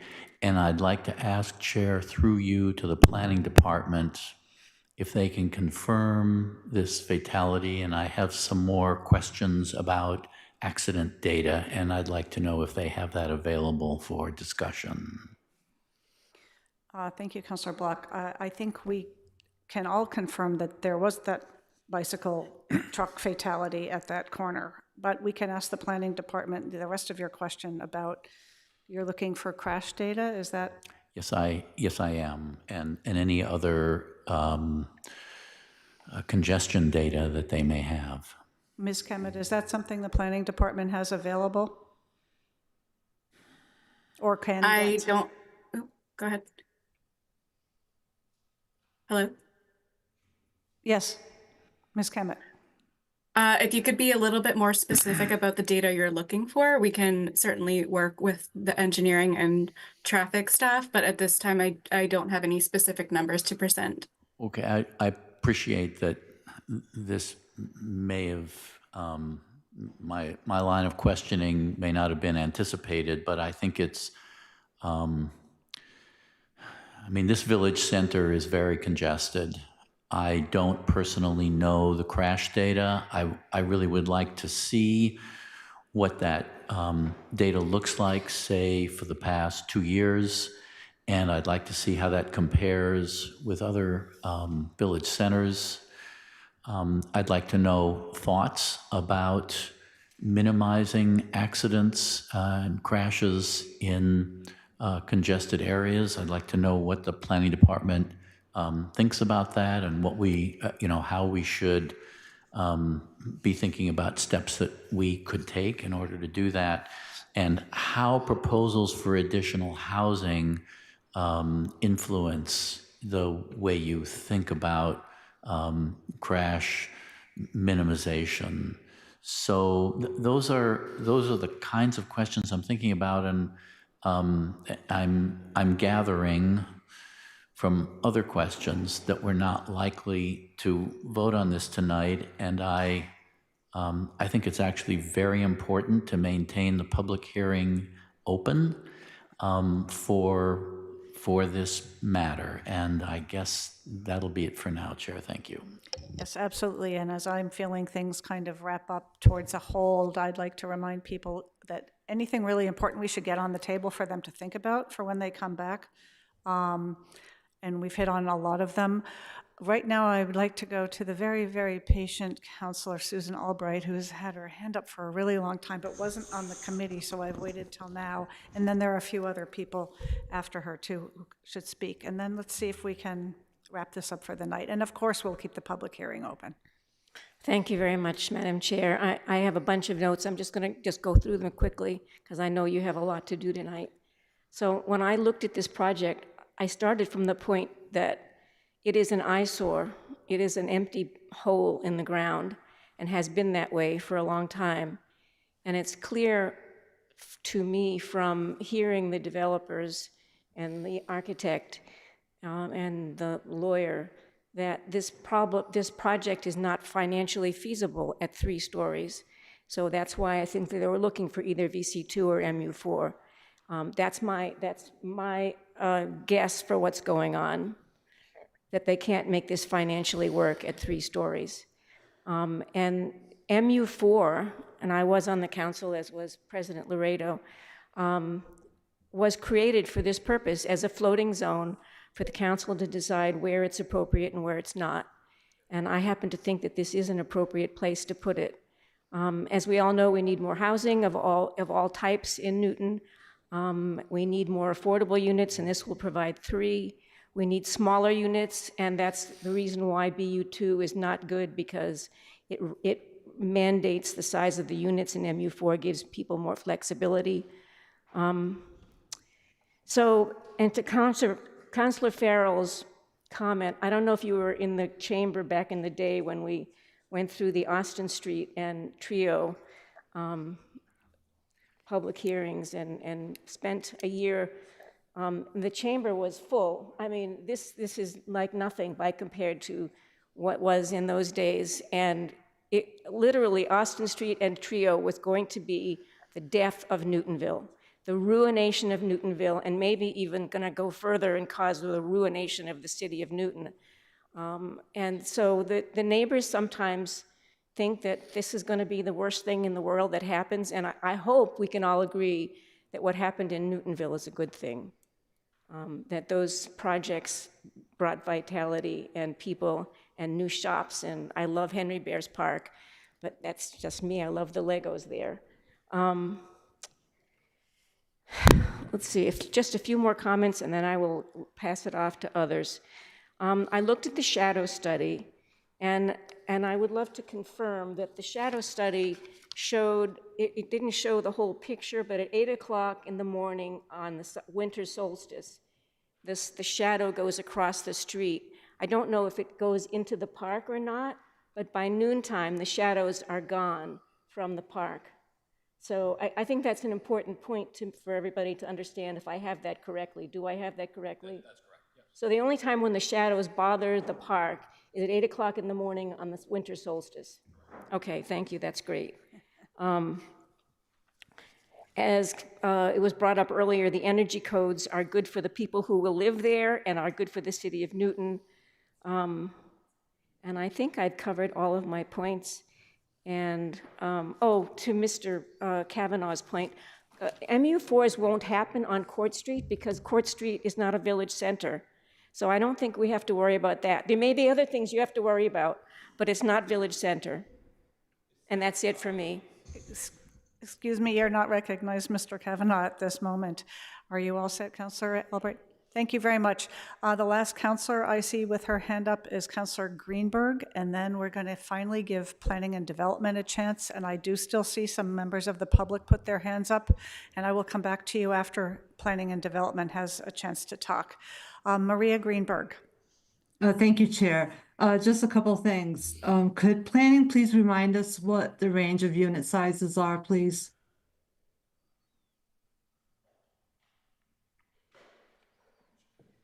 I can look those up. The petitioner might have that on hand more handily than I do. Sure, they're coming to the microphone right this moment. So we've got a range of 700 to a little over 1,100 for 2 larger units. 700 to 1,100. 700 to 1,100. And you said there are one bedroom to 2 bedrooms, no 3 bedrooms? No 3 bedrooms. We have 3 1-bedroom units and 10 2-bedroom units proposed. Okay, thank you. I've heard from some of the neighbors that they would like to see how this project will present to the rear of the neighborhood. So could we have a rendering and drawing that shows the project in relation to Court Street, please? Cottage Court, I'm sorry. I think that would be helpful to see how the 4th story presents to that side of the neighborhood.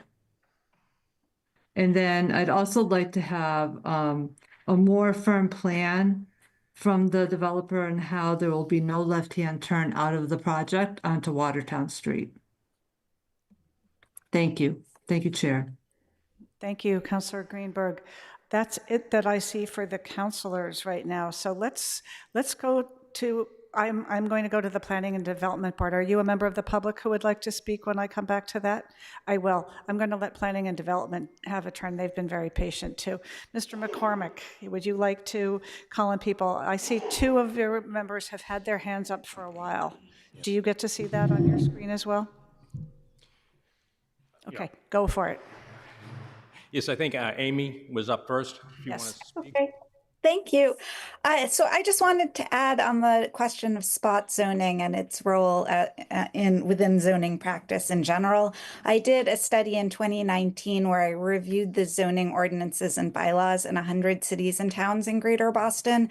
And floating zoning is a common practice. It's also considered a best practice in zoning, and it's good for Newton to have adopted MU4 zoning to have that on the books to take advantage of specific development opportunities. It's also a type of zoning that gives the municipality like a high level of like review, gives projects a lot of scrutiny because it's not just a special permit for a project, but it involves rezoning as well.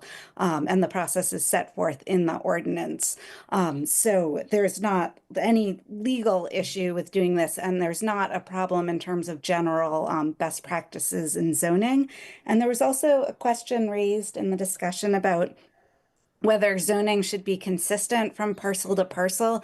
Zoning practice has evolved a lot in the last 100 years, and it's actually now considered a best practice and common practice to design zoning with a look parcel by parcel, thinking about what's appropriate on each parcel, and that sometimes means that good zoning looks like Swiss cheese, and that it's okay to think like one parcel is large, one is wide, one is narrow with a big section in the back. Some parcels have happen to be abutting a public forest, and others have different kinds of access issues, all like near each other. And so it's appropriate to think parcel by parcel, if something's sort of out of sight, to have, zoning for more stories, or deeper parcels to have zoning that allows for taller buildings in the back than in the front, which might not make sense in the next parcel over.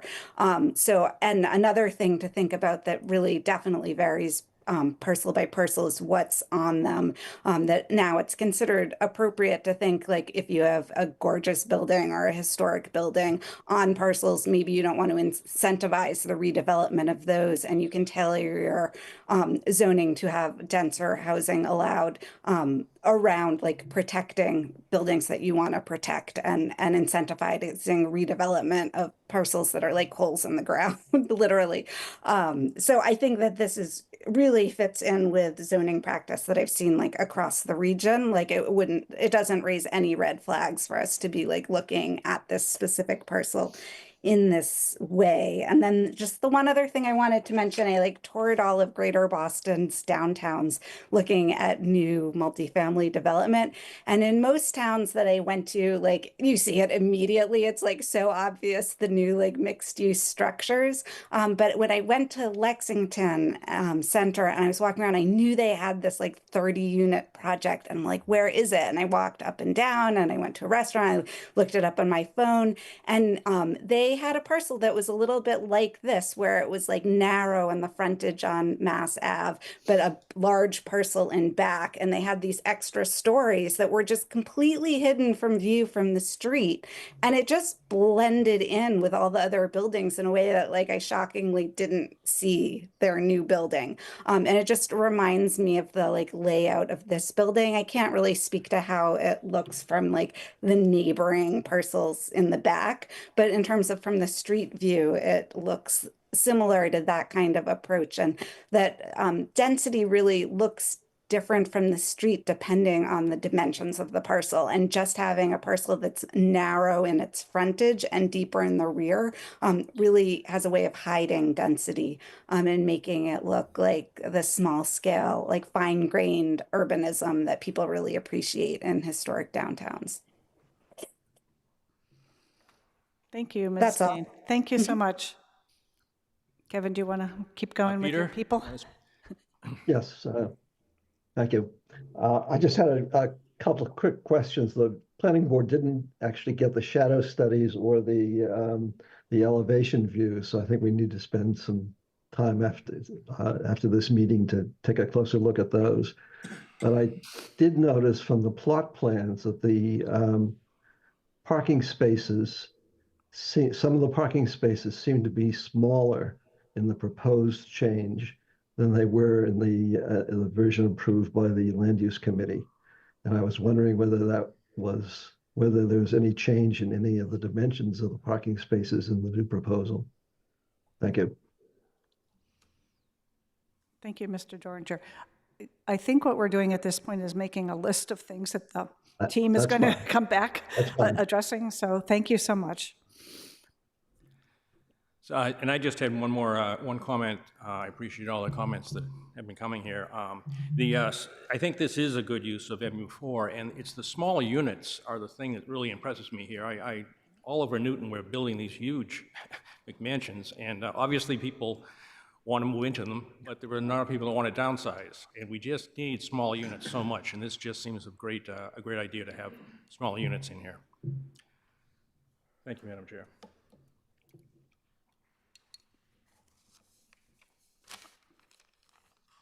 Mr. Daly, did you want to say anything while you patiently waited here?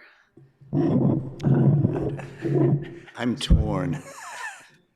So I frankly would like to hear from all of the counselors for the ward, at large and ward. And the question I have is, given the highly emotional debate that we had about VCOD, how do we, and Nonantum stand on that, and the brilliant compromise, in my view, that was reached about VCOD, how is this consistent with the neighborhood's interest? I'm having real trouble squaring the two. So I wish I could add more to it, but I just have to ask the question, and I'm concerned about the extent to which we should hear, number one, from the elected officials, all of them, and number two, are we listening to the community? I say that as someone who, for 45 years, has supported virtually every affordable housing project in the city of Newton, but there is this issue. Thank you. I suspect the nature of your dilemma is what we are all going to be grappling with between now and when we come back and for the next time. Councillor Farrell, did you want to say something else before I go back to the other members of the audience? Thank you, Chair. Very quickly, I just would like to reiterate that the community has been very supportive of this project over the period of time that it's been developing until they put on the extra floor and changed the request for zoning. They are concerned about the potential impact of that zoning change in contiguous properties and even across the street. And I think until we can reassure the community about what is the possibility, they were clear during the whole VCOD process about not wanting to be included in that. And I think they're very well organized and speak their mind. I think we should be very careful. I'm not against MU4, essentially, but I'm saying we shouldn't be making a decision to change the zoning in this particular neighborhood without conversation and agreement in some way with the neighborhood. Thank you very much. Thank you, Councillor Farrell. A last comment in committee, Councillor Block, and then I would like to be sure, I see your hand. I want to be sure that all of the members of the public who have come both to this uncomfortable hard seats in the chamber and online have a chance to speak. But let's hear from Councillor Block, then I'm going to hear from the three, I see three more people, one in the chamber and two on Zoom who would like, I would like to be sure they're heard. I will be brief. Thank you, Chair. Councillor Albright referred to the not being financially feasible. And I believe the petitioner may have mentioned that in its letter to us. And if that is a predicate, then I want to see data. I want to see spreadsheets from before, from the 10 units, and I want to see them from the 13 units, and I want to see why they pencil out or don't pencil out. Thank you. Thank you. The member of the team whose hand is up, unless you have something urgent to clarify right now, I'd really like to hear from the three members of the public first, and then you can have a last thing if you need to wrap up. There are two people online and the woman in the audience. Oh, two from the audience. So you've already spoken once, Ms. Sorrow. Okay, what I'm going to do is I'm going to call on the two people on Zoom and the woman in the blue shirt who had her hand up. If you'd like to come and stand there, Ms. Sorrow, if you want to speak again, get in line behind her. Let's first hear from Mark Hirschman. But you can come up, and then I'll call on you. You'll be all queued up, ready to go, and I'm going to take the two people who have been patiently waiting on Zoom. Just stand there. You're going to be after the two Zoom people. Mark Hirschman, first. Hello, thank you very much, and thank you for everybody's presentation and the discussion. And I'm not going to go over the issue of spot zoning. I think that was very clearly presented. While I'm talking, if someone could put up SP.02 of the plan, I think that would be helpful. What I think's a very important piece of the discussion, people are talking about what's appropriate for the community and for building and housing. What we again have to very much remember is this is a village center. And the most important thing to sustain a village center is its retail. And any development in a village center and on its main street should prioritize its retail. That's what makes the community vital. So over densifying, building too many units, prioritizing residential on Main Street is sacrificing the most important aspect of Main Street, and that is its retail. And if you look at the floor plan of SPO2, you will see that the frontage of retail is just barely half the width of the frontage of the lot. And that's where we're going wrong. So these developments should prioritize the retail for our village centers, and we should not overpack and find a way to put too many residential above it. It creates too much shadow.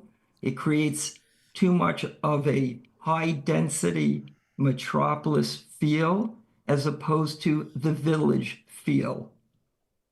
And you will get too much shadow over the street, across the street, and most importantly, by putting so many units and so much parking, we are sacrificing our ground plane for more park, for more retail. And if you look at the floor plan, it's mostly parking, entrance to the residential above, and the driveway. And we have one small 890 square foot space without bathrooms for one small retail space.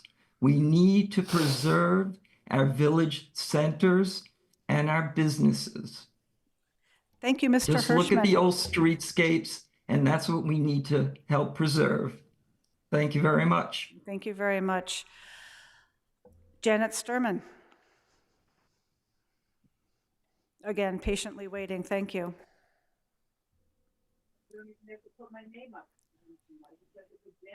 Janet, are you there?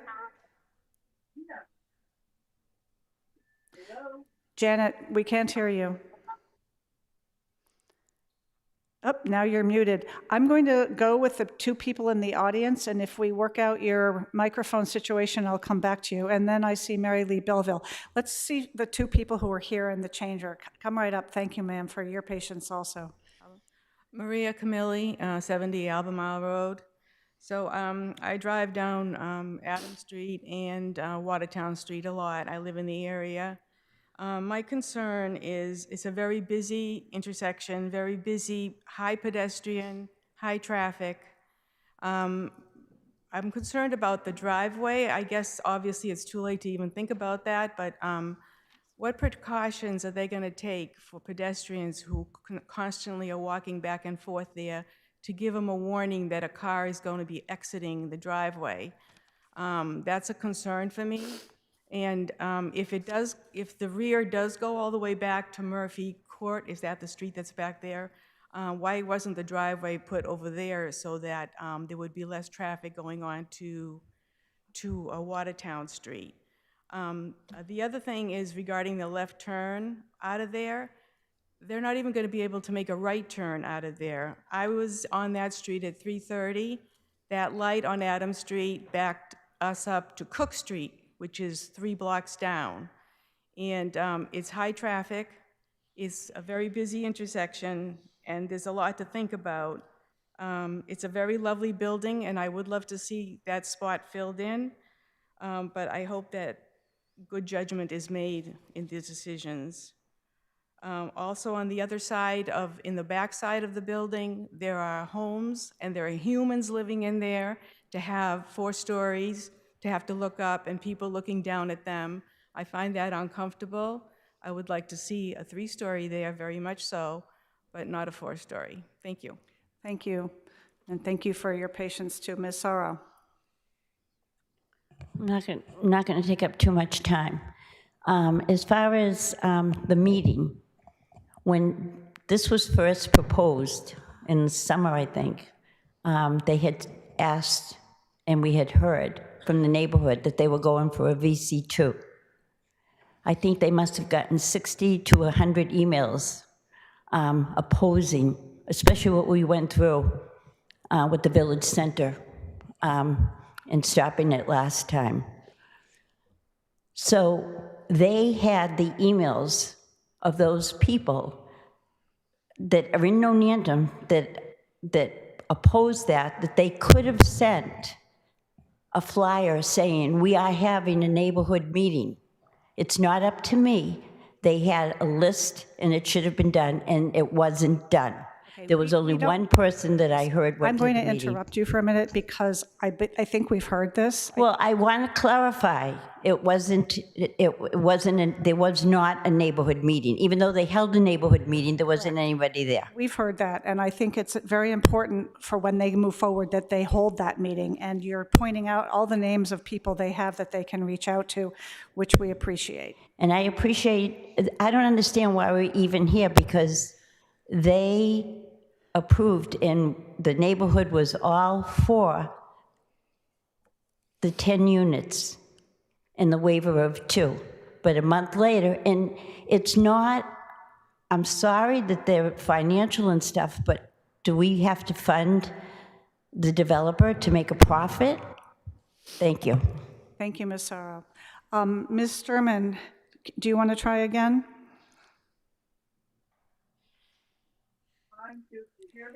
Not really. Is your microphone on your computer turned up? What is that? Is your microphone on your computer, your volume on your computer turned up?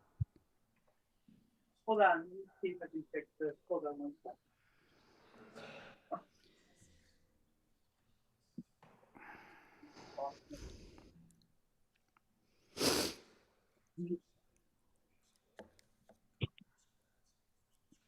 Are you trying that? All right, I'm back. You're Hear me? loud and clear. Go for it. Great.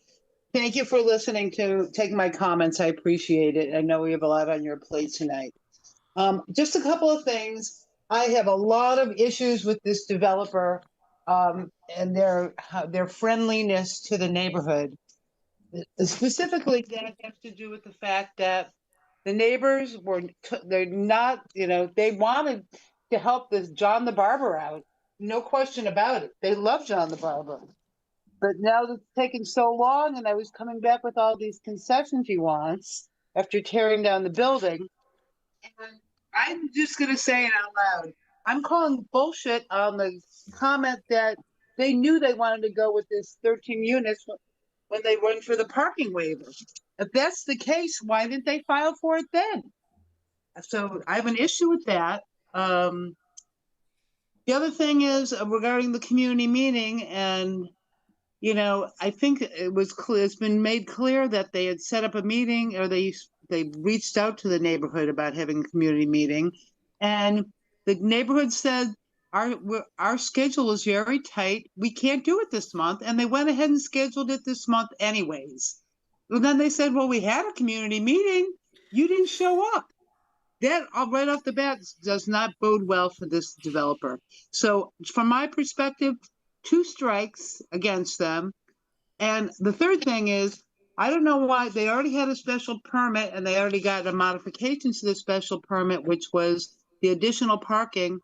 Why didn't they just add for more modification? Why are they having to do a change of zoning now? And I thought Councilor Lucas brought a very good point up.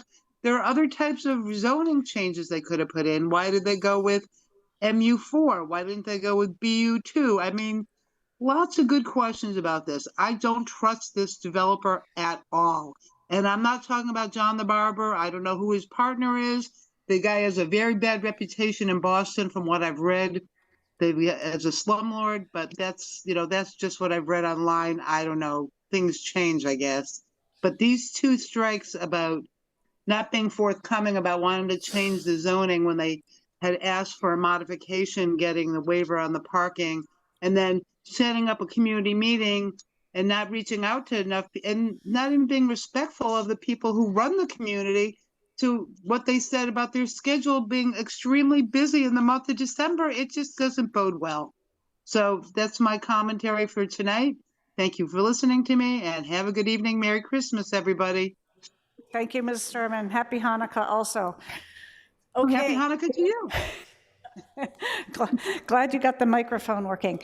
Ms. Belleville, you're going to be the last comment we take from the public tonight.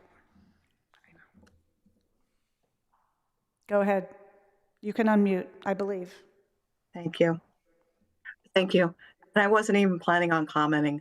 I just hoped there was a reaction button so I could give a thumbs up to Mark Hirschman's comments about the ratio of storefront in a location like this and the residential. I think the small units are great. And again, I wasn't even going to plan on commenting. And I hope that the Land Use Committee would consider reactivating the reaction button so I wouldn't have to raise my hand and comment. I would just like to give a thumbs up. Thanks. I'll pass that on to the Thank clerk you. who's sitting right next to me. Thank you. Ms. Dane, did you want to have some parting words before we have a few moments of closing words from the petitioner? Oh, yeah, it's actually just a technical thing. I'm not sure if it's now, but to move to hold the item to continue the public hearing to the January 6th Planning Board hearing, just because this is a joint hearing or something. If that. Yes, I'm going to leave that up to Mr. McCormick. Yeah, I think I think both bodies are going to keep the public hearing and hold it. So we'll move on to that. Last word, you keep raising your hand. Something really, really important that we haven't heard before. Thank you. Yeah. I'm going to make this really quick for you guys. I just want to take an opportunity to just be extremely candid and thank everyone for all their time. I know we've all been listening about this project for 2 hours just tonight alone. And I think ultimately, I really want to be a part of the community in this project. I really don't want a project moving forward. I am the developer, right? I know I'm a new face to some of you guys. I joined virtually last time for the stakeholders in the Nonantum Community Association. Like, I want to work with you guys. I want to be able to continue to do projects in moving forward. I really love this project. I really love everything that this vibrant town and city and village center has to offer. And I just really would love for all of the negative publicity referring to us as this other developer to just go away. Everything that happened with the meeting, I'd like to just move past it. And I would personally like to have the opportunity to meet with the community, really hear feedback, see what their thoughts are, come back. I don't know when the next date is, but come back at the next date, have a chance to schedule with the community, make sure everybody knows about it, get the feedback, talk about the project, hear the concerns, and see what we can do together to get to the finish line on this. That sounds like a good plan from what we've heard tonight, and many people here are great conduits, though it's not their responsibility, as Ms. Sorrow said, to set it up. A community meeting of one person is not a community meeting. I think I agree. We can all agree to that. So moving forward to really hear from the people would be helpful. Thank you very much. I'm interested in taking a motion from the Ward 1 councillor. Thank you, Madam Chair. I would like to make a motion to hold this item, and I just want to remind the developer, again, one of my asks, and Councilor Greenberg had mentioned this, the driveway is only 12 feet and 12 feet wide, and that's a concern. The left turn issues and the traffic in general, and a rendering of that rear view, because I did go over there today on site and looked at it. It's quite a distance. If we could have that ready for our next time that we get together. Can we not have a response to that right now? Great, because she's made a motion. Yes. And I think the motion includes keeping the public hearing open. Keeping the public hearing open, yes. Thank you, Madam Chair. Let's vote on that. We can do a voice vote on that. Yes, we can, on both items. On both, number 480-24, which is the request to rezone, and 481-24, which is the request to construct the 4-story mixed-use building. All in favor of keeping the public hearing open, say aye. Aye. Aye. All in favor of holding both these items, say aye. Aye. Aye. Is anyone opposed? No. Good night. Thanks for everybody's patience. Yes, Mr. McCormick, you need to do your P&D board thing too. Yes, could I have Yes. a motion to hold this item and move it to the January 6th Planning Board meeting? So moved. All in favor? Aye. Aye. Yay. Thank you. So January 6th, you may get to it before we will get to it, but you're on your own timeline with that. We'll come back again another time. Thank you, everyone. Madam Chair, members of the council, thank you very much. Thanks, everyone. Okay, we'll see who's left in the chamber for the next 4 items. Number 482-24, which is a request to exceed FAR at 29 Walter Street. Is somebody here in the chamber? Maybe we could shut that back door so we don't hear the noise out in the hall, or online from the petitioner to. Yes, this is David Iwatsaki. I'm online. I have my hand up. Great, thank you. Go ahead, sir. Okay, I'm going to share my screen here. Could you just, again, give us your name and address? So David Iwatsaki, 29 Walter Street in Newton, Massachusetts. Thank you. Go ahead. Oops, and why can't I see my document? Let's try again here.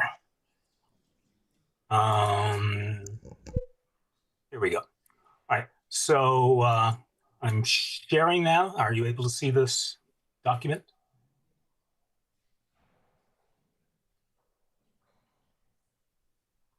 Are you able to see this? I seem to have lost Yes. the sound. No, I had turned my microphone off while you were talking. Go ahead. Yes, we can see it. So I'm David Iwatsaki at 29 Walter Street. That's in Newton Center. My wife, Rebecca White, is here also. And our son is busy studying for his graduate school exams.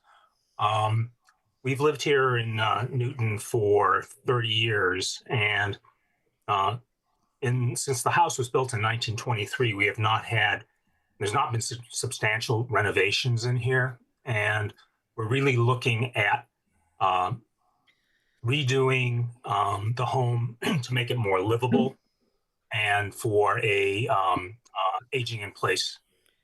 And our architect is also online here.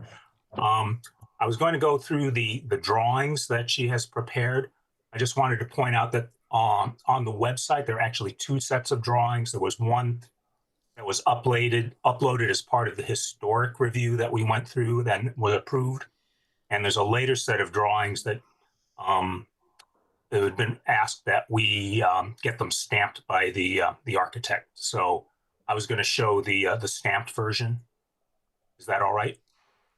Yes, just I do want to be sure that that gets uploaded onto the NewGov website. I think it said you've done both, but we're looking at it now. Just be sure that the city gets a copy of the stamped drawings. Yes, I got acknowledgement that they've been received. You can proceed. Okay, so the house is located in Newton Center. We did go as part of the historic review, went around to our abutters and told them that they were going to be getting the postcards for the historic review and the special permit. We had drawings, and we did not get any negative feedback from the people that we talked to. The plan, let me get to the next page here. Oops. And hang on, I have to close something here. Okay, I'm having trouble getting, here we go. So this is a view of the existing home. We have a 3-bedroom home. There is a sunroom on the right-hand side that's up on piers. And what we want to do is remove that 1.5-story addition and go to a sort of L-shaped addition that'll be 2 stories. In this drawing, you can see where the part that was the sunroom is shown as an office. This is actually a mixed-use space that is an office, a studio, and also the ability to live in there as a guest room, or if we had to make it a 1st-floor bedroom. The as I said, we worked with the architect to make this a place that we could continue to live here as we get older. Putting a full bath on the first floor, increasing the access into the kitchen and the dining room, moving the side entrance around to the back to give better access into the house if we had to put a ramp back there. And we did several iterations where we had to meet the open space requirement and the lot coverage and the open space requirement. But even with this design, we ended up being over the FAR. The FAR was 0.398. We're allowed 0.48, and we're at 0.518, which is an additional 189 square feet. So what we're asking for is an exemption to increase that FAR for this particular project. As part of the design, as I said, we're trying to be consistent with the neighborhood from the street. It looks the same. The addition on the right-hand side is going to be taller, but most of the work is going to be in the back of the house. And as I said, our architect, Tricia Kendall, is online if you have any specific questions around the design implementation. We were happy that when we went through the historic review, they seemed happy that we were being consistent with how the home would look in the neighborhood. And I've also uploaded their memo to this portal. Thank you. Does Ms. Kendall want to offer anything else during this part of the petitioner's presentation, or is she just here to answer questions if they arise? I think that she's here to answer any specific questions you have. It's great. Okay, thanks to you and her. Are you all set? Yes, I'm going to stop sharing. Great. Thank you very much. And we may get back to you or Ms. Kendall. Let's hear from planning.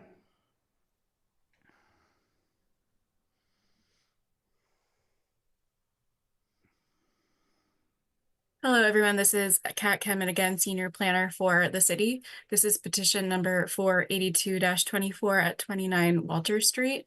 This is a single-family dwelling requesting to construct a 2-story addition exceeding the maximum floor area ratio.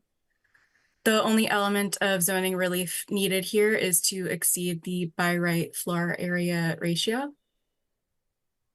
When reviewing this request, the council should consider if the proposed increase in the non-conforming floor area ratio from 0.4 to 0.52, where 0.48 is the maximum allowed by right, is consistent with and not in derogation of the size, scale, and design of other structures in the neighborhood.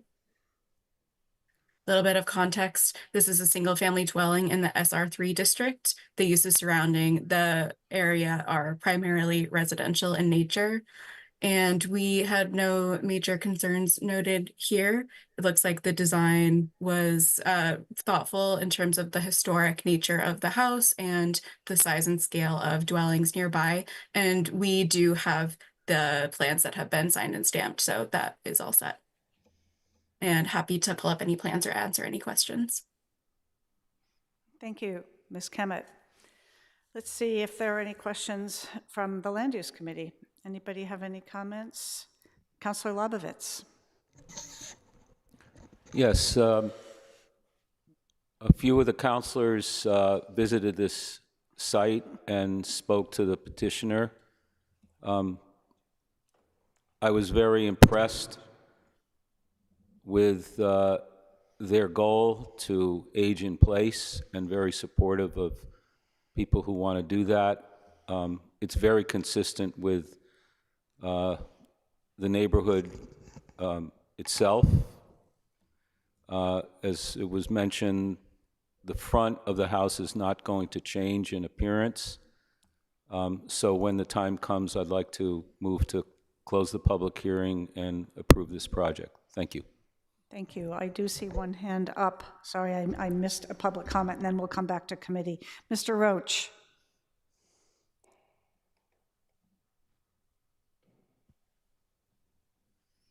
Or did I call on Mr. Roach too late and he's gone? Mr. Bergman. Hi, my name is Barry Bergman. I live at 18 Walter Street. I just want to say that this looks like a great project, and the house is going to blend in very well with the rest of the neighborhood. I think it'll be a great improvement. Thank you. Thank you very much for your comments. Anybody else from the public want to speak to this? And I don't see any hands. Hi. Oh, Councillor Kelly? yes? I can't see who. Oh, Mr. Roach. Unmuted, and now I am unmuted. Okay, go ahead.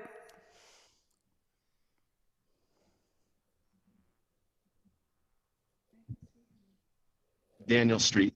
I'm Tim, and I want to note that there are several projects, several homes in our neighborhood on that block on both sides that have had very similar additions for very similar purposes, including my own, and I'm a very strong supporter of the petition. Thank you, Mr. Roach.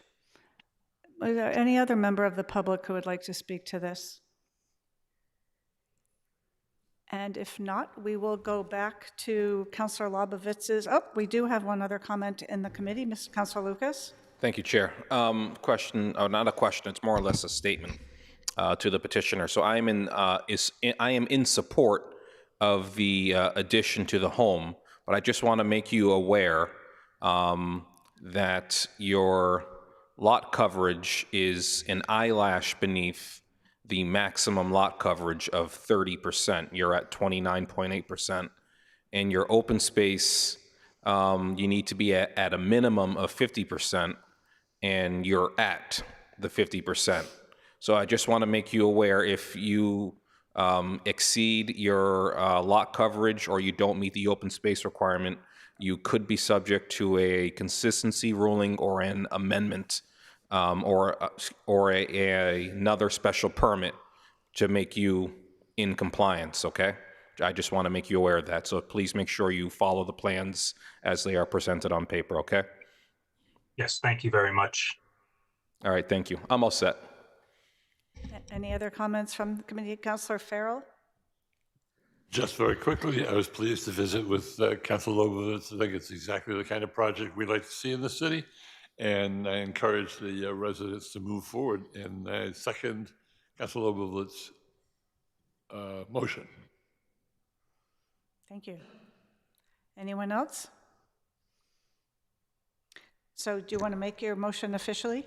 Yes, I move to close the public hearing. All in favor, please say aye. Aye. No one is opposed. And I move to approve this project, the special permit. Thank you. Thank you, sir. Let's look at the findings and conditions.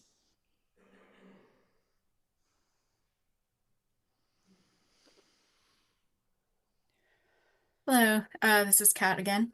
So this is the draft council order for findings. We have 1, the additions which increase the floor area ratio from 0.4 to 0.52, where the maximum allowed is 0.48, will be consistent with and not in derogation of the size, scale, and design of other structures, because the addition is located at the rear of the building, mitigating the visual impact from the street. 2, the site is an appropriate location because it conforms to other relevant dimensional requirements for the district, including all setbacks, height, and open space. 3, the addition which increases the FAR will not adversely affect the neighborhood because it is subordinate to the principal roofline of the dwelling. There will be no nuisance or serious hazard to vehicles or pedestrians because the curb cut will be maintained in its current state, and access to the site over streets is appropriate for the types and numbers of vehicles involved. And for conditions, this one is pretty straightforward. We have the reference conditions here, so the site plan and architectural plans that we have reviewed, and building permit and occupancy conditions when the time comes for that. Thank you. Thank you, Ms. Kemet. We can take a roll call vote on this. Councillor Block? Aye. Councillor Downs? Aye. Councillor Farrell? Aye. Councillor Kelly? Aye. Councillor Leary? Aye. Councillor Lobowitz? Aye. Councillor Lucas? Aye. Counselor Laredo? Aye. Motion passes. Thank you. Good luck with your project. Thank you very much. The next item is number 484-24, which is a request to exceed FAR and to allow 3 stories within a single-family dwelling at 48 Lantern Lane. Allison and Jason Hutchinson, are you here, or one of you here? Come to the microphone. Make sure it's on. I think it probably still. Yes, perfect. Give us your name and address and tell us about your project. Yeah, good evening. Thank you for staying late for this. My name is Jason Hutchinson. I live at 565 Boylston Street, which is actually right behind this house. I bought this house 5 years ago and I rented it out, always intending to move here and live here. And I promised my wife I wouldn't put her through another kitchen renovation, so we are renovating it while we live in the other house, and we're gonna sell that house eventually. My architect is online. He'll present the details, but just a few thoughts from myself. It's a split-level ranch, so what's considered the first floor is 4 to 5 feet below grade for most of it. This will also provide an ADU for somebody to stay in, and it'll meet the needs for my 3 children and my wife. We didn't have any issues with the Historic Commission, and we did meet with neighbors, and there was no issue there as well. And my architect is online, Tim Burke, to present the overall project. Mr. Burke, would you like to add something to this petitioner's presentation? Yes, thank you very much. My name's Timothy Burke. I have a business address of 142 Berkeley Street in Boston. And it's been a pleasure to work with Jason. I have drawings if you'd like to see them, but the main goal was to renovate a house rather than tear it down. So we've tried to work with the existing structure to maintain the appearance of the neighborhood. And it's a fairly small addition at 556 square feet that provides some much needed bedroom space for the family. I don't think we need to look at floor plans. Sometimes a site plan is helpful, but perhaps planning had planned on showing that. Yes, that'd be fine with me. Yes. Okay, well, we'll move on to planning, and whatever they don't have, we can come back to you if there are questions from the committee of things they'd like to see. Thank you. All right, thank you, and thanks for being here. Planning. Is this Alyssa? Elisa? Hi, yes, this is Elisa Sandoval, Deputy Chief Planner with the Planning Department. Let me just share can you see this? Yes, thank you. Okay, great. So this is petition 484-24 at 48 Lantern Lane. So this is the proposed project that would exceed FAR and result in 3 stories within a single family residence at 48 Lantern Lane. So 2 requests or relief would be required for this project. Request to exceed the FAR and a request to allow 3 stories. So in reviewing this request, there are several criteria that the council should consider. Whether the proposed addition that exceeds FAR would be is not in derogation of the size, scale, and design of other structures in the neighborhood, that the site is an appropriate location for the 3-story dwelling which exceeds FAR, and that the 3-story dwelling which exceeds FAR as developed will not adversely affect the neighborhood, and that there will be no nuisance, serious hazard to vehicles or pedestrians, and that access to this site over streets is appropriate for the types and numbers of vehicles involved. So this site is located in the single family residence zone, and the neighborhood is primarily residential in character, and the proposed additions increase the existing FAR from 0.43 to 0.49, where the maximum allowed is 0.43. And this is a photo showing the existing home. And just to summarize the analysis and the planning memo, that the planning department had no issues with the relief requested for the FAR and the 3 stories. This is a moderate size addition of approximately 550 square feet and integrates within the existing house well. It meets all the other dimensional requirements except for the FAR and 3 stories, such as setbacks, open space, and height. And that even with the 3 stories, the proposed height at 30.2 feet will still be well below the maximum allowable height of 36 feet. So that concludes my presentation. It'll take me a little bit of time to navigate to the site plan, or the petitioner, Timothy Burke, can share his screen as well. So whatever you would like me to do would be fine with me. Thank you. Mr. Burke, is it easy for you to pull that up? Yes, it is. I will, I'll do that right now. Okay, while you're pulling that up, I can ask if there are any members of the public who would like to make comments or ask questions about this project. I don't see anyone in the chamber. And I don't see any hands raised on Zoom. So we could take some comments. If you change your mind and you're on Zoom, do raise your hand. We'll take some comments from the Land Use Committee in the meantime. Any comments or questions from Land Use Committee members? Councillor Farrell. Thank you, Chair. Just that we visited the site also, and there was an initial concern about 3 stories, but I think the plan really doesn't overwhelm the neighborhood, which is mostly 2.5 stories, I think, and it looks like a really good project to me. Thank you. Thank you. I know, I think the 3 stories is a little deceiving when you see what it really looks like, which is why a site visit is a very important thing to do. Any other comments from Land Use Committee members? No. Councilor Lobovitz. Again, I also visited the site, and again, when the appropriate time comes, I'll move to close the hearing and approve this project. Thank you. I think we are at that moment. I move to close the public hearing. Thank you. All in favor, say aye. Aye. Aye. Is anyone opposed? One is absent. And the next part of that motion is? Great. Ms. Sandoval, could we see the findings and conditions? Sure. So here is the order. The findings are: the site is an appropriate location for the 3-story dwelling, which exceeds FAR, because the dwelling with the addition is at a scale that blends with the existing neighborhood of single-family homes. The 3-story dwelling, which exceeds the FAR as developed, will not adversely affect the neighborhood, as the addition is well integrated into the existing home and is not visually obtrusive, and the proposed height is well below the maximum allowable height for the zoning district.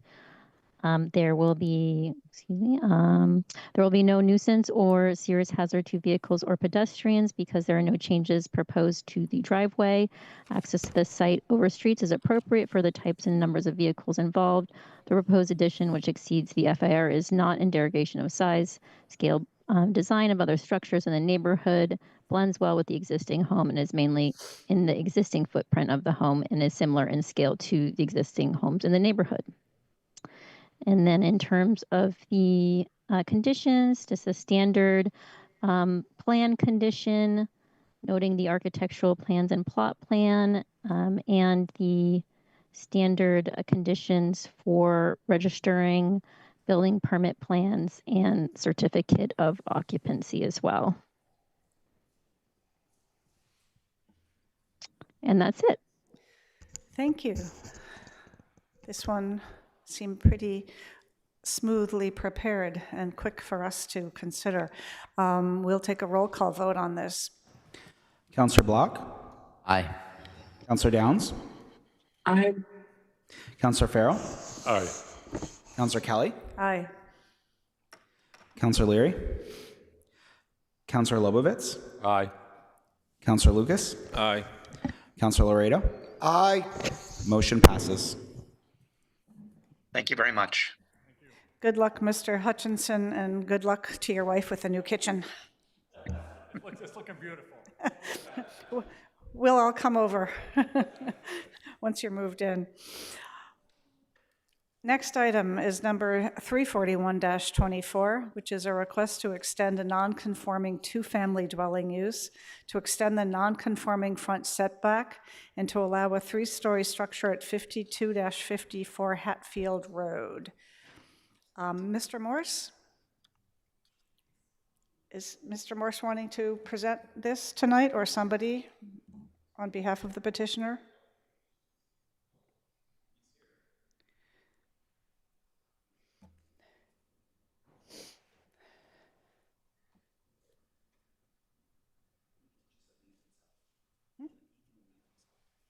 Mr. Morse, you can unmute Yes. yourself. Okay, there you go. I'm sorry, I was having trouble navigating the unmute function. I was thinking you were going to be here in the chamber. I was looking for you out here.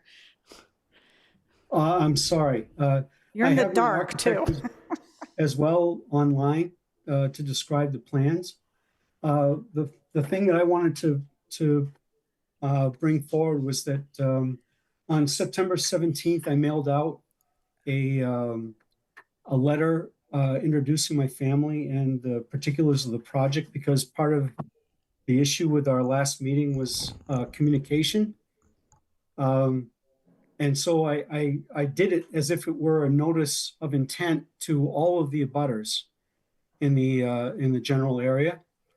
And then with our local neighbors, the abutting properties, my architect came in November, and we met with them to discuss the details of what we changed in the design to address some of the issues that were brought in the last meeting.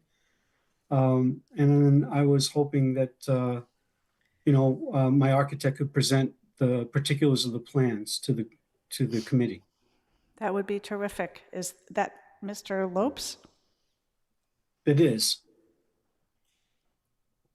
Mr. Lopes, you can go ahead and talk and share your screen. Good evening, everybody. Let me share my screen. All right. So this is a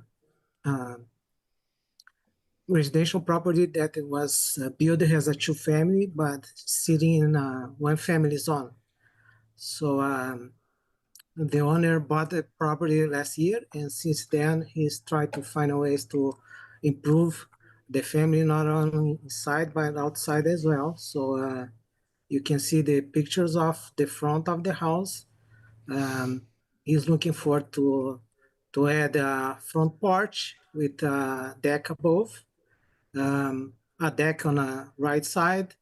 In order to have access to the attic, we needed to raise the roof 18 inches and add as well a dormer. You can see on the side here. And on the back, we are replacing the sunroof and to convert that to a walk-in closet and part of the bedroom. So right now is 2 units with 2 bedrooms, and he intends to have 2 units with 3 bedrooms. So he's going to use part of 1 unit is going to have the basement, and the another unit is going to use the attic to add more 1 bedroom. This is the plan of the attic with 1 bedroom, bathroom, 2 bedrooms, and a great room and a deck above. The reason of this deck is as well to allow to have more livable space for this upper unit, as well as for a case of fire to provide a secure road, and as well we are proposing to have a fire escape ladder on that.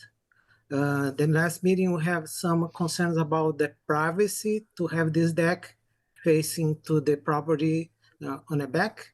The solution that we are proposed to this issue is to propose a green wall to cover that. That green wall will be 6 feet tall, and I believe I have right here in the back. So it will be no view to the back property. As well, since we are replacing the back porch for walk-in closet, so you have less openings facing to the back of the property. Over here on the side, you can see the ladder and the dormer. And another issue that was raised the last meeting was the driveway. The original plan was to have, since it's two family, to have 2 driveways, one for each family.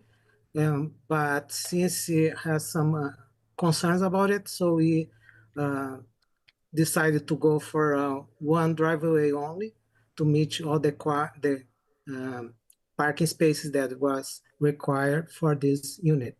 Another thing we are proposing is to add a 1-car garage in the back.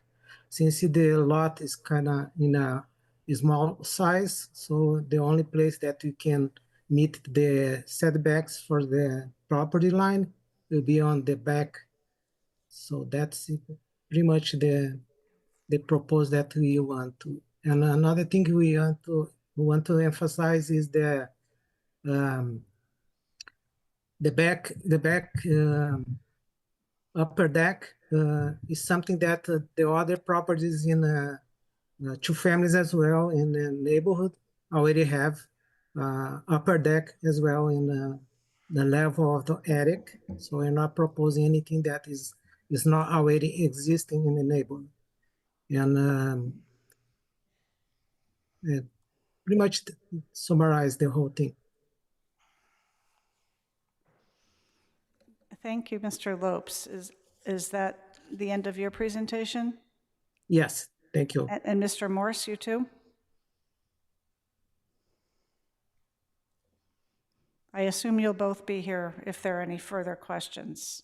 Yes, we're happy to answer any questions that are possible. And we did, I spent some considerable time to take away the proposed second curb cut because that seemed to be an important issue for this body and as well with some of our neighbors. So I just want to emphasize that we were trying to, address concerns as best we could. Okay, thank you. Let's hear from the planning department.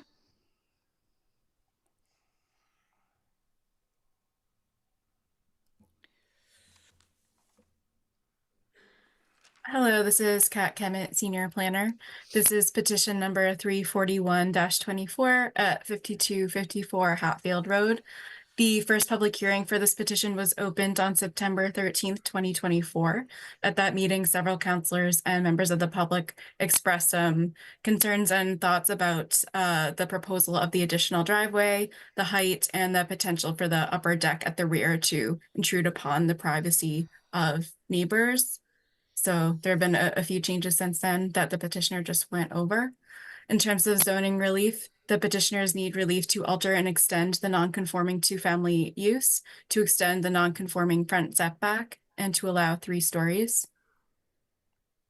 When reviewing this request, the council should consider if the site is an appropriate location for the proposed additions resulting in a 3-story structure, if the additions that will result in a 3-story structure as designed will adversely affect the neighborhood, if there will be a nuisance or serious hazard to vehicles or pedestrians, if access to the site over streets is appropriate for the types and number of vehicles involved, and if the proposed additions that will further extend the non-conforming use are substantially more detrimental than the existing non-conforming use is to the neighborhood. For context, this is a 2-family dwelling in the SR3 district. The uses surrounding it are primarily residential. The petitioners have lowered the height by 18 inches, added privacy screening on the deck on that top floor, and removed the second curb cut and parking area. Staff are supportive of these changes, and the relief remains the same, but we believe the changes were an attempt to respond to the feedback that was raised by neighbors and councilors at that previous meeting. And I'm happy to answer any questions or pull up plans as necessary. Thank you. Thank you, Ms. Kemet. Are there any members of the public who would like to speak to this? I see one. Joan? Yes, hi. Sorry, I don't have my video on. I live just 2 houses away. Could you just give us your name and address? Oh, sure. I'm sorry. Joan Schultz, and I'm at 64 Hatfield Road. And I want to say that when James presented initially to the Land Use Committee, he was asked to do 3 things. He was asked to meet with the neighbors, and he was asked to revise his plan, and he was asked, I can't remember what the last thing was, but those are the 2 big things that I remember. And he did actually come to the neighbors. He brought us over to his place from his first letter, which basically was a reiteration of his first proposal. He had clearly worked with his architect to change the plan. And I think many of the neighbors were very pleased to see that he had really made an effort to listen to what he was asked by the Land Use Committee to do. So, and I above and beyond everything else, I personally was very happy that he removed the second driveway, which clearly posed a significant safety threat to our neighborhood, which this house is located in a single residence zone on a very small circle, and having 2 driveways was absolutely a safety risk. I just want to note that there's already a porch on the first floor and on the second floor. And I think the porch on the 3rd floor, though I do appreciate that he tried to put a green screen in, it's really overlooking the neighbor behind him, and it's invading his privacy. I'm not the neighbor, thankfully, that has to have that over my backyard. And also the garage was not brought up, but I believe that the garage is 2 stories, and I don't know from a zoning perspective if that's okay. So I think, I'm very pleased with the changes that have been made. I do remain a little bit concerned about the 3rd floor. No one in our neighborhood has a deck on their 3rd floor, except for the house next door to it, which we've had all sorts of problems with in the neighborhood. So that's just my 2 cents on it. I just want to say thank you again to James for listening and trying to adhere to what the committee asked, and also to respect the wishes of the neighbors. That's all I'll say. Thanks. Thank you, Joan. Next, Michelle Hope. Yes, hello. Thank you. Michelle York Hope, 74 Fuller Terrace. I live on the street on the other side of Hatfield. I can throw a baseball to the house in question. Again, want to reiterate what Joan said. Super appreciate that second driveway is not there. That took away so much of the front lawn. It would have been really not good for the neighborhood. But I do want to say no one in the neighborhood that I am aware of has a top floor balcony. No one in the neighborhood has a multi-level garage. And I've lived here 15 years, so I don't know who in the neighborhood has one. I have not seen it. There is no precedent for either. So I don't think we want to start setting a precedent. So those would be my 2 concerns, that top floor balcony and a very, very tall garage. Also, if you look at the plans that they put up, there's now no yard on the right side of the house. I'm not sure why 2 decks are needed, but yards are a nice thing to have. So something to consider. And with that, I will close. Thank you. Thank you very much. Just seeing if anybody else wants to speak. I don't see anyone, so let's see what the committee has to say about this. Anyone on the Land Use Committee have questions or comments? Councilor Lucas? I guess I'll go first. Thank you, Chair. Mr. Morse, I just want to thank you for the adjustments that you've made to the site. It was good to hear from Ms. Schultz, who I spoke with before, and she is happy with most of the changes, most of the changes that have occurred. So I thank you for that. I just want to go over something with you, sir. At the last meeting, I believe you said that this is going to be a two-family home. Is that correct, sir? That's correct. That has always been our plan, and that's the only plan we have. Got it. Okay. And so it's a two-family. The basement and the first floor will be one unit, and the second and third floor will be the other unit. And the second floor is going to have a balcony or a porch area in the rear. I am okay with that. It's still the issue with the third floor balcony and porch. I don't know why you need one on the third floor, considering that it's going to directly overlook onto the rear property. So this is the reason why we put the green wall up, to create privacy for the back room, but it also serves as a platform for egress for that bedroom. We only have one staircase that can reach the third floor inside the building. So part of the review that we're anticipating is that the fire department will want to know that there's egress for the bedroom that is on the third floor.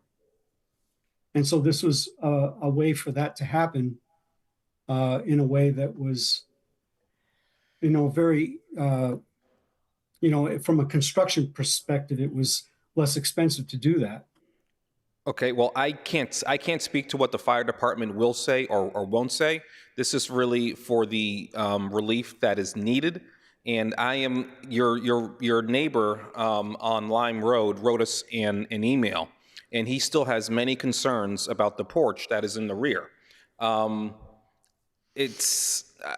am not okay with it.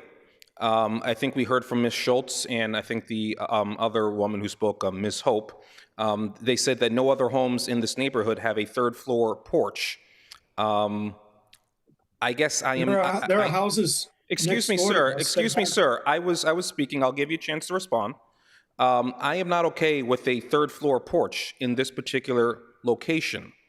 I think one of the things that I stated at the last public hearing was I wanted you to have meaningful conversations with your neighbors. We received a letter from the abutter on Lime Road there, who overlooks the rear of your house, and he says that there have not been good attempts by you to reach out to him to talk about the porch on the third floor. So can you just tell me what your conversations have been with the abutters on Lime Road, please? Yes, I invited our neighbors, our immediate neighbors, to meet with our architect. And there are two houses next door to us that have balconies that are at that level. I took pictures of them. My architect has them. They can share with this group.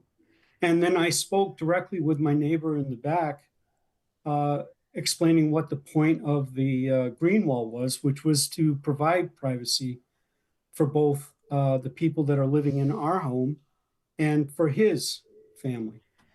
Again, the egress is part of the issue that we're trying to address, with this. So as I said, I also talked to him about a tree that he was particularly concerned about from a safety hazard, that I told him that if we would be able to, move our project forward, that I would take care of, and then make plantings on the backyard as well to improve the privacy between our properties. I haven't been without communication with my neighbor in the backyard. I'm not aware of this letter that was sent to this body, and no one responded to me directly from the letters that I originally sent out in September either. I mean, no one's knocked on my door, no one's responded to the responses. So I am trying to reach out to the community, but I'm not receiving, other than my immediate neighbors who came to talk with my architect, what else I could do to reach out. Okay, we have a disagreement on this third floor porch. I want to go to the garage. I just noticed that it's a 20-foot tall garage. Why do you need 20 feet for a single-car garage? So the upstairs stairs is there to replace the storage space that is lost by annexing the basement to the first floor, because in the past, the basement would have been used for storage. So what I hoped to be able to do with the garage was to be able to use the second area for storage for, winter clothing, things like that. People who are living in a space, we have 4 seasons, so we need places to store things. Okay, well, I am not in favor of a 20-foot garage. I'll leave it at that. Thank you, Chair. Thank you, Councilor Lucas. Councilor Block. Thank you, Chair. If I could ask planning to put up the site plan, please? Ms. Kemet, can you Is that- put up the site plan? Yep, just give me one moment. Yep, sorry. I just wanted to officially request that. Oh, sorry, Chair. Through me. Yes, sorry. Power, the power. Right. My question has to do with the parking spaces that are planned for this site. I think it will be helpful to actually look at them, but maybe I'm misreading the site.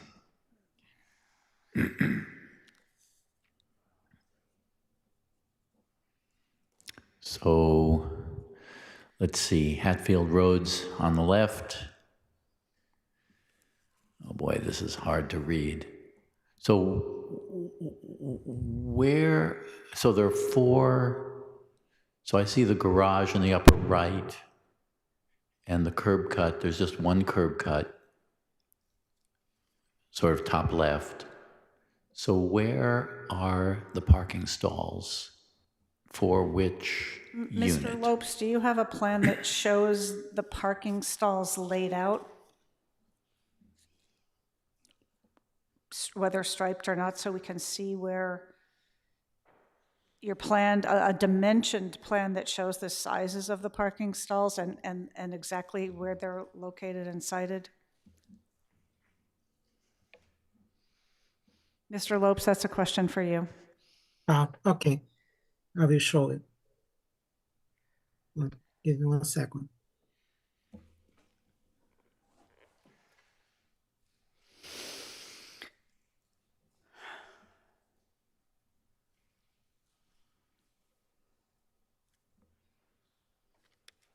Yes. Can you see now? Yes, thanks. this was the slide that I recall. So the curb cut, correct me if I'm misreading this, but now Hatfield is at the bottom of this slide. Am I correct? And then the curb cut is to the left? Yes. Where we're seeing 2 vehicles side by side, and then in front of one of the vehicles are 2 more tandem vehicles. So in effect, there are 3 tandem vehicles, and then the 4th is to the left. Am I reading this correctly? Yes. And more one car garage, right? Right, okay. And in the front, we can have 3 cars side by side. Sure. If necessary. So how practical is this? You're going to have in one unit, I'll just say unit number 1, has the 2 spaces in the front, and then unit number 2 have the, have the 2 tandems. So if they want to get out and unit number 1 has its 2 vehicles, what are they supposed to do? Knock on the door and have them move a car? Or what's your plan? That's we are trying to avoid. We to have 2 driveways, right? 1 driveway for each family. This way, we still have a space to maneuver the cars, but it's not the most convenient. If, for example, the car far in the back wants to move, we have to ask for somebody in the front to move the cars as well. So, but this is I would say the max occupancy of the, I don't think we're going to have as many car in the same time. We still have a space to park the car in the street.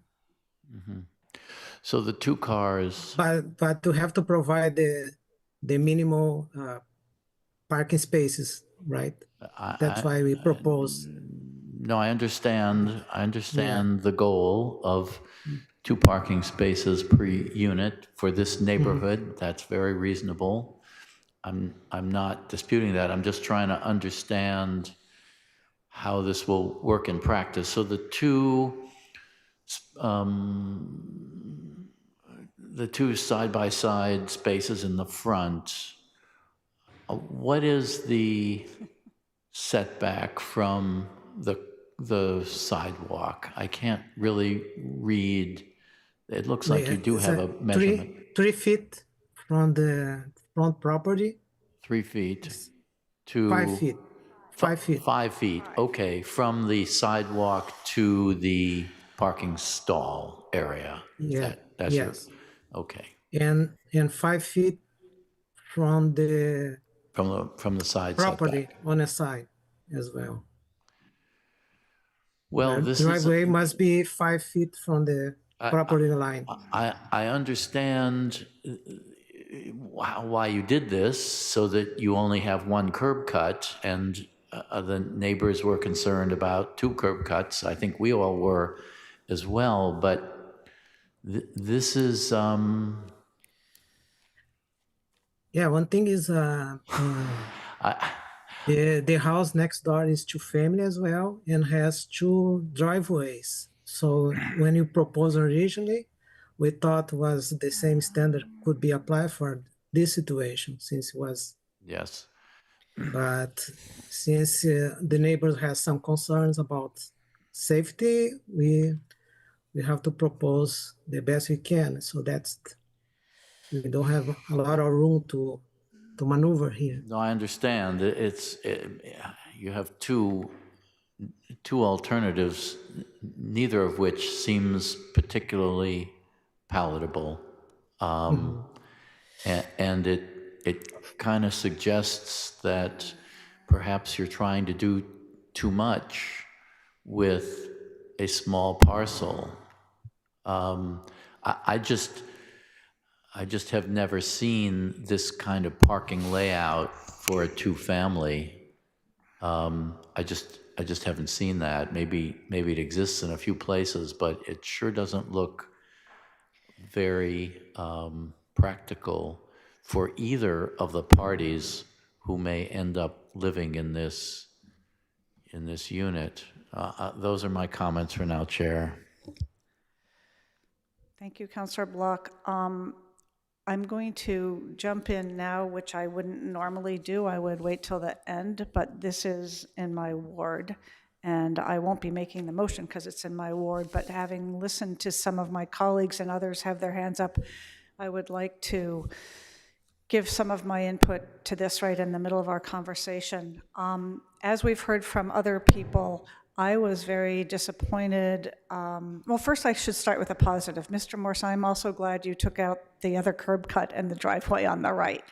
Though we see it has presented a very difficult layout, and difficult is an understatement, especially when you realize there's another car possibly parked in that garage. So you've actually got 4 cars all tandem parked there, plus 1 to the side. The whole how you maneuver in and out doesn't make any sense to me, and I say that as someone who has designed a lot of parking lots in my time as a site planner and landscape architect. The other thing I'm disappointed in is this. I understand that you tried to reach out to the neighborhood, but trying and succeeding are 2 different things. We did receive the letter from your backyard neighbor, John Carlo, and his wife, who are still, as we've heard, very concerned about this very looming porch balcony right over their yard, whether it has a green screen or not, it really feels like an intrusion, very close, very immediate, very out of typical context. I'm really sorry that you were not able to hold a community meeting. I met with a lot of your neighbors there last summer. They exist, they care, they could have been reachable somehow. Maybe the letter wasn't enough, maybe something more had to happen. The one neighbor you said you met with is the one who wrote to us about his continuing, unhappiness with that third floor balcony, with litter, hunks of concrete debris still on the site, not cleaned up since last summer. It feels to some of the neighbors like it's still kind of a junky mess yard. I would like to understand better this goal of fire access. Is there actual egress off that third floor balcony, or is it just they can go onto the balcony? Is it basically a second? There's a ladder that would be a ladder to be able to get to the first floor, and the cement debris was stored there so that I could reuse it into the foundation and floor of the garage rather than put it in a landfill. But those things came out of my basement when I had to install a French drain because the basement was flooding. And I have been in contact with the building department as part of a different window and door permit that I had pulled earlier. This is all documented in the letter that I had shared with my neighbors. I'm just taking my turn as a member of this committee and chair, and your Ward 3 Councilor at Large on this committee for this project to speak. You don't actually have to respond to everything I say right now. I'm just going through my concerns with it. There are some good things. I think you did try and address some of the things that were raised last time, but some of the things have not been solved or addressed, and I just wanted to get them out there in the public in the middle of this while we can still continue to hear from other people. I'm still keeping it within the committee. Councillor Maliki, I see you on, and I will come to you absolutely, but next we're going to go to Councillor Leary. Yes, thank you, Madam Chair. I have concerns also about the top floor balcony and the very tall garage, and the 27-foot curb cut. And then that road seems to be that people do like big driveways there, wide driveway. Couldn't help but notice that. But a 27-foot curb cut does seem very extreme. And of course, that's another area of conflict for pedestrians and cars. Are there any plans here for, it seems like with all that parking and all this additional space, you're at another 20 feet in height in the garage. And you have plans for an ADU or other opportunities for living spaces for this? Because it kind of seems that way. No, not at all. It's really just to replace storage capacity that would be removed by annexing the basement to the first floor unit. So the reason for the second floor in the garage area was to provide storage for both families. Is that going to be conditioned floor space? I mean, are you going to be heating that? No. So you're going to store clothing in that? Yes. That's okay. Okay, well, those are just my comments. So I would like to see this. Also, I'll concur with my comments of my colleagues that I would like you to talk to your neighbors again and see if you can make those revisions. Because I'm sorry, but I wouldn't be able to vote for this project this evening. Thank you. Thank you, Councillor Leary. Councillor Farrell. Thank you, Chair. I was interested to hear that the egress on that upper story porch is a ladder. We'll be interested to see what the fire department says about that. But I too have concerns about that terrace. The height of the garage is one. In the basement, the unfinished areas in the basement, do you propose that they remain unfinished? And there's a full bathroom down there. Do you have any plans to create other living space? In the plans, we point out a bedroom. It is all finished space, actually. Okay, it just says unfinished on the plan. No, in the basement, so it's next to the first floor. So there'd be one bedroom, a full bath, and a like a workout area kind of in the space. Basement. In the basement, and it would be connected with the first floor. Okay, I just see that as unfinished space in two areas there. The driveway, it's a fairly significant driveway. Do you have plans to do permeable surface on that? Yes. In the past, in other houses that I had worked on in Wellesley, we used gravel as a permeable space. And there are, I mean, there's different discussions about the suitability of permeable pavement. Some people believe that that works well and some people don't. I've had no problem with gravel in the past. And so that's probably what I would do here.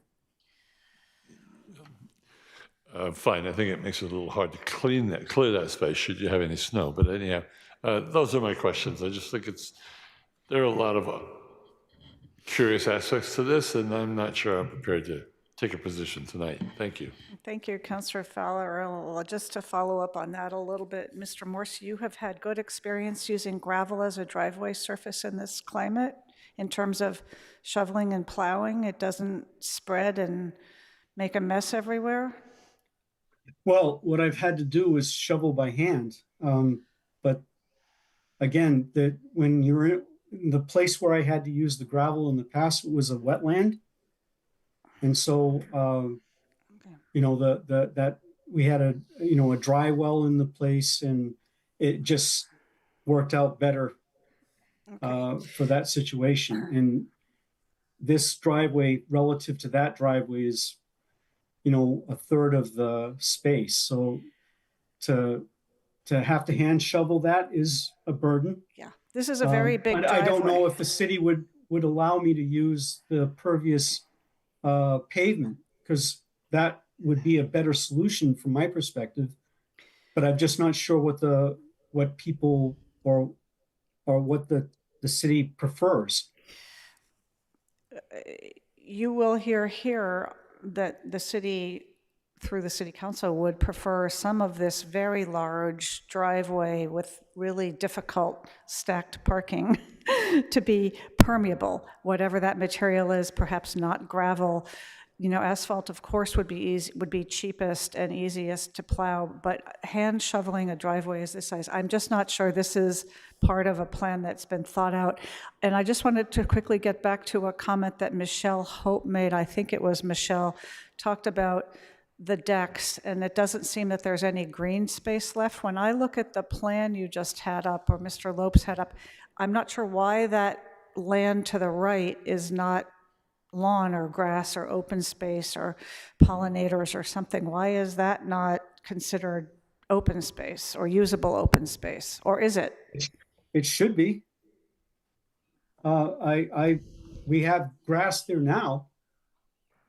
So you are planning on having like grass or lawn area? Yes. Okay. Absolutely. Absolutely. Great. So perhaps she just misunderstood. Councillor Malachy. Thank you. Okay, making a list here.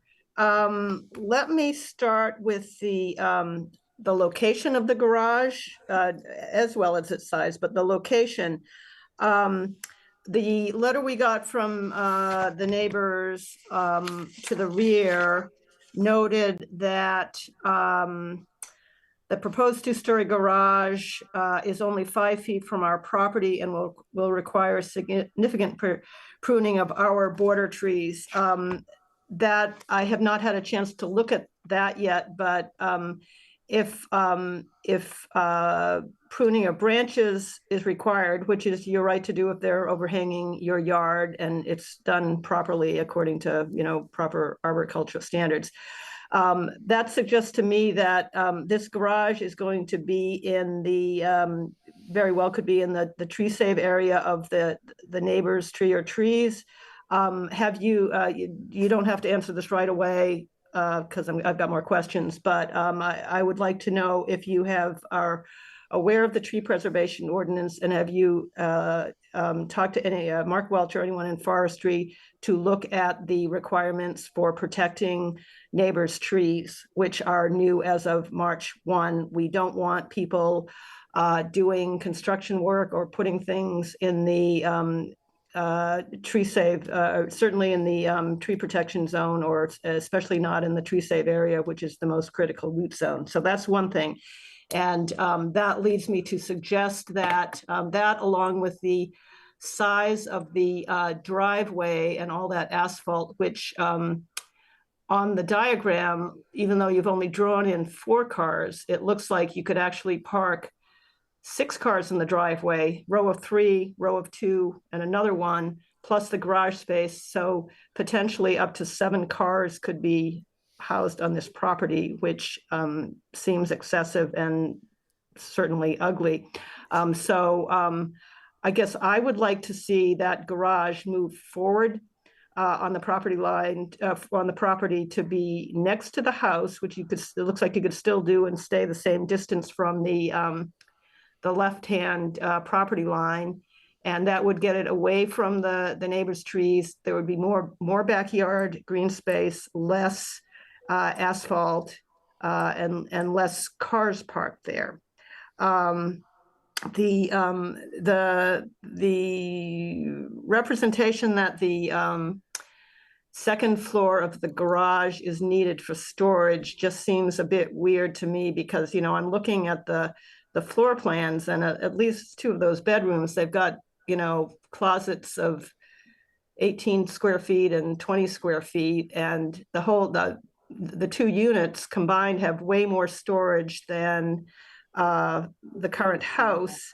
And it just seems to me that this is kind of a, killing your parents and saying you were an orphan thing. You're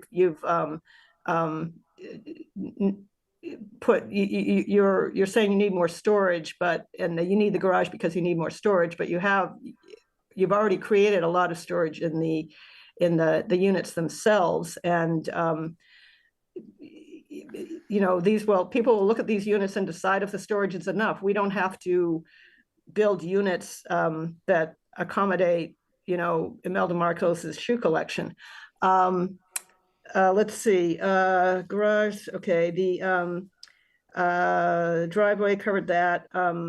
I am also curious about the fire escape, because they're pretty ugly too. And the fact that you say you need a fire escape for a 3rd floor bedroom, it just seems to be part of the feeling that, as I think it was Councilor Block said, you're just trying to fit too much on this lot. And should there really be a 3rd floor bedroom if you in fact need a fire escape because of that?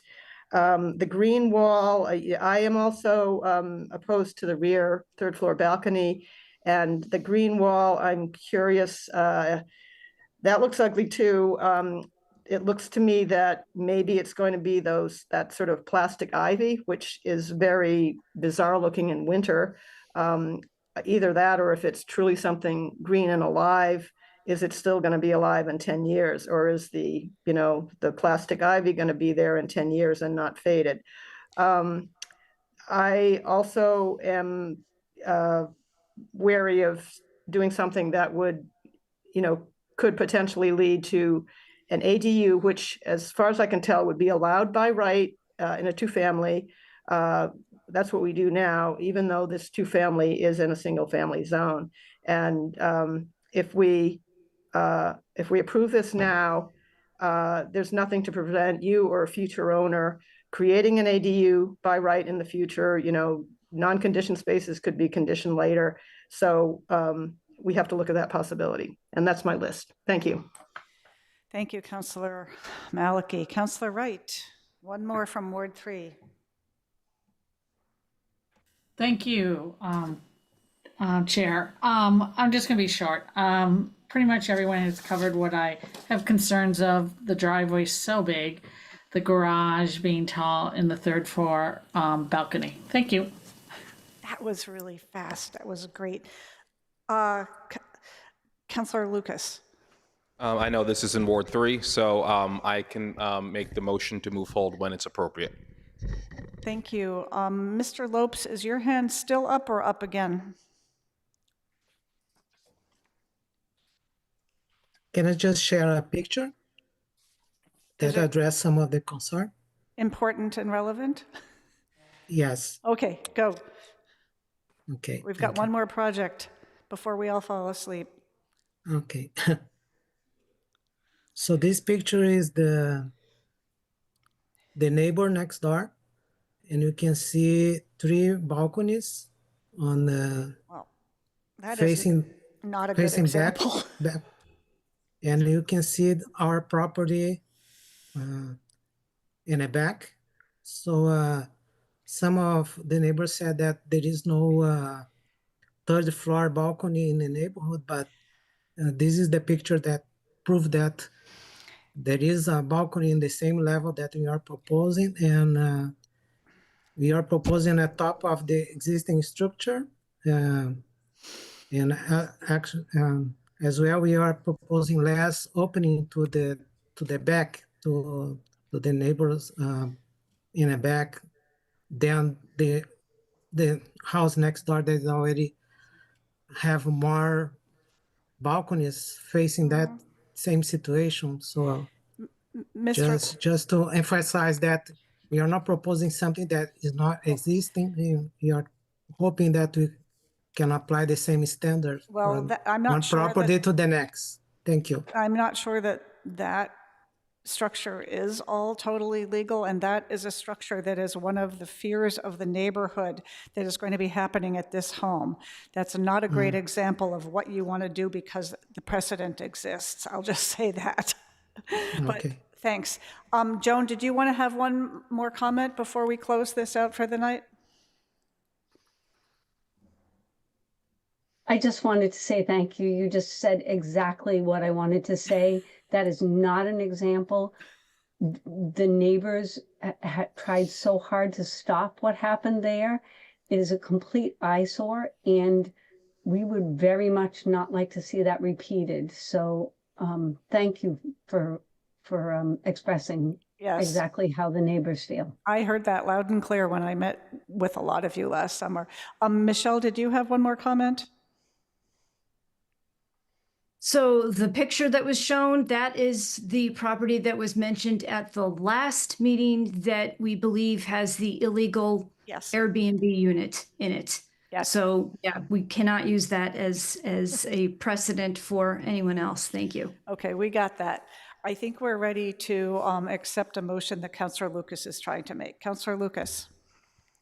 Move that we hold the item and keep the public hearing open. All in favor, please say aye. Aye. Aye. Is anyone opposed? No. Mr. Morse, a little bit more work to do here, and Mr. Lopes. And by the way, when you have a community meeting, a neighborhood meeting, I would very much like to be invited to that, as I suggested last time. I think it's really helpful if you have the ward councilors, particularly who are on land use there. Councilors Maliki and Wright might want to come too, and it's usually a positive thing to invite us to these. We can also help get people there so people will show up. So put us on your invitation list for that meeting, please. How do I get that invitation list? I got an abutter list for my initial letter. Okay. By calling the city, but I don't know how to. You have an abutter list, and we can work, so the counselors and I can work with you and with some of the neighbors who have been on this call, on this Zoom meeting tonight, who have written us letters, so we can help identify the people in the neighborhood who have been involved and expressed interest on this project. And they're not all against it either. So it's, feel free to be in touch with me as the chair, akelly@newtonma.gov. You can get that information from the planning department or the clerk, or just online.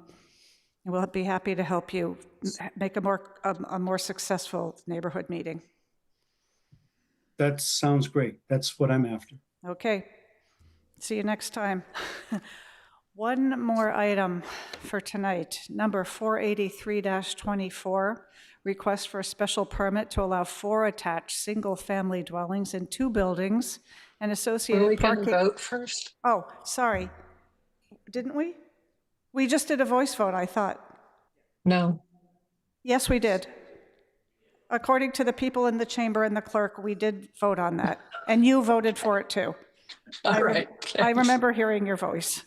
Okay, we're moving on to Dalby Street. And associated parking waivers for 49 Dalby Street. I know it's late. None of us really want to be here at 10:20, but here we are. One more item. John D. Pasquale or someone on behalf of the petitioner, are you on Zoom or in the chamber and want to talk to this request? Nico? Yes, hi, good evening. Hi. So thank you, everybody. It is also way past my bedtime, so I will try to keep this brief. Appreciate you all sticking it out with me this evening. I have a couple of items I'd like to share, if you don't mind me sharing my screen. You have permission. Go ahead. Great, thank you so much. And so before I sort of dive into the intention behind this project, I'd like to share a rendering. Hopefully everyone can see this nice and big.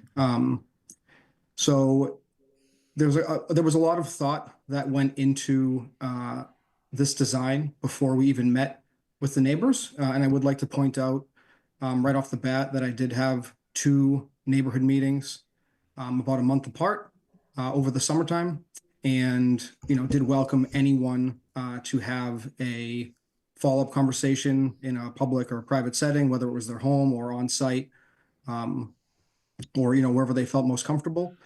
And so that being said, after studying Dalby Street and the existing properties, or the older properties rather, and the newer developments, everything that went into this design and the layouts was to basically seamlessly exist within the neighborhood. So all of the roof lines, the choice of materials, the dormers, the attempt to hide the garages, the way the buildings are positioned on the lot, everything was to keep with the general theme in the streetscape.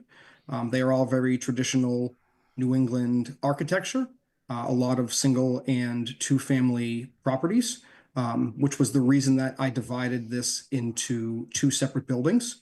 The intent here was that if you are driving down Dalby Street, it could potentially look like 2 separate multifamily buildings on 2 separate lots. Obviously, in this instance, the driveway does connect them.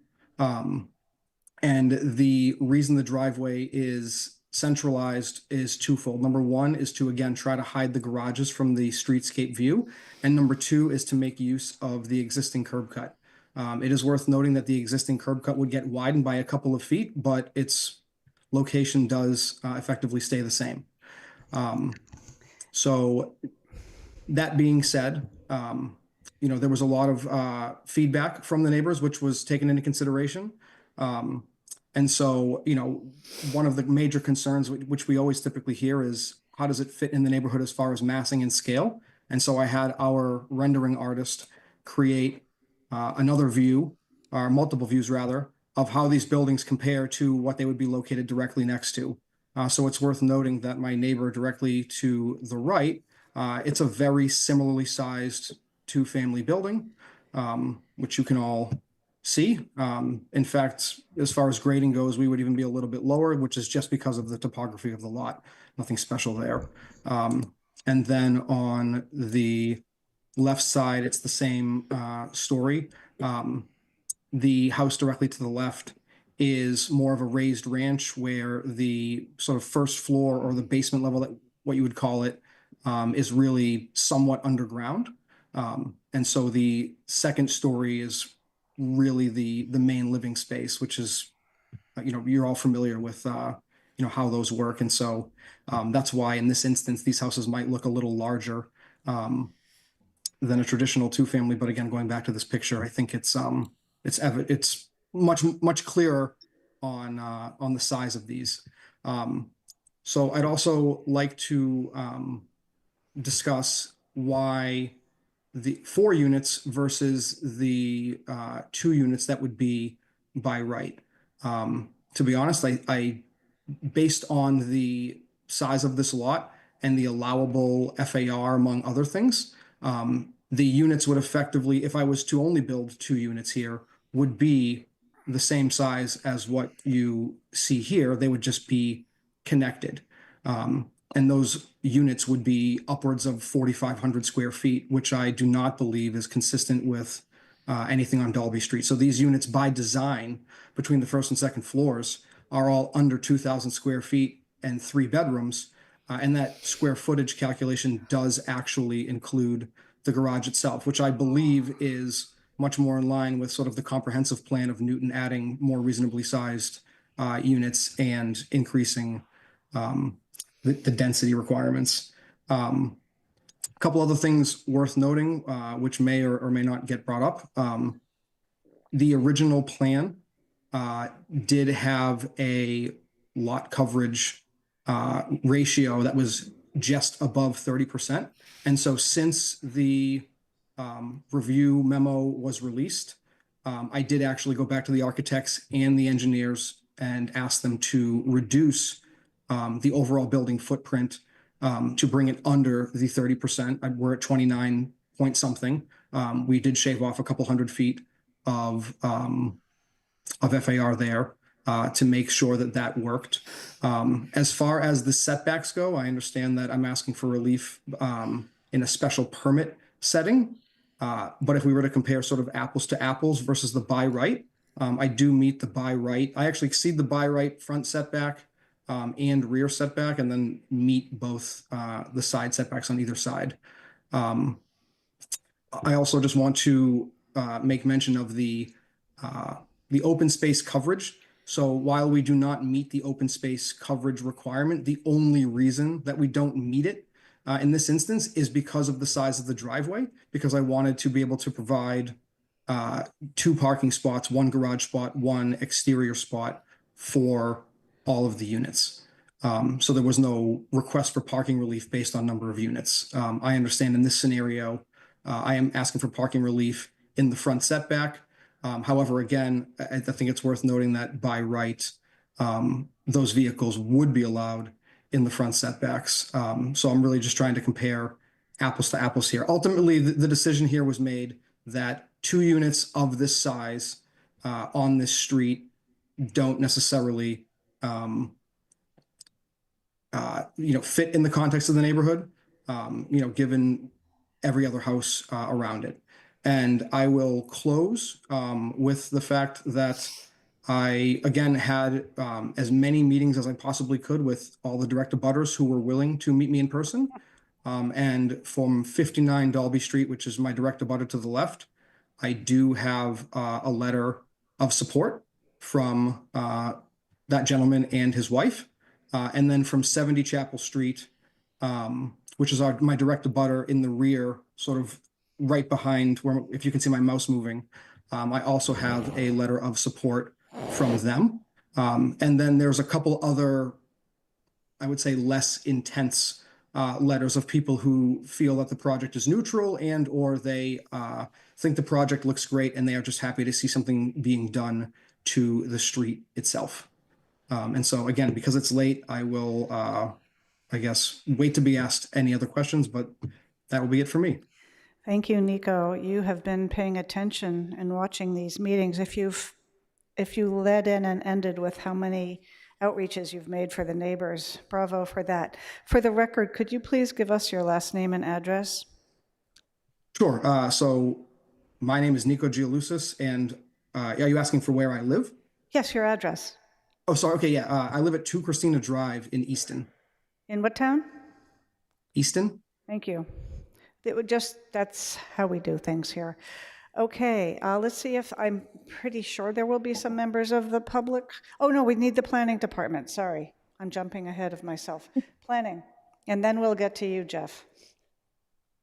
Hi, this is Elisa Sandoval from the Planning Department. I'll just share my screen. So this is special permit number 423-2483-24 for 49 Dalby Street. And this proposed project is a new development for a 4 single-family attached in 2 buildings at 49 Dalby Street.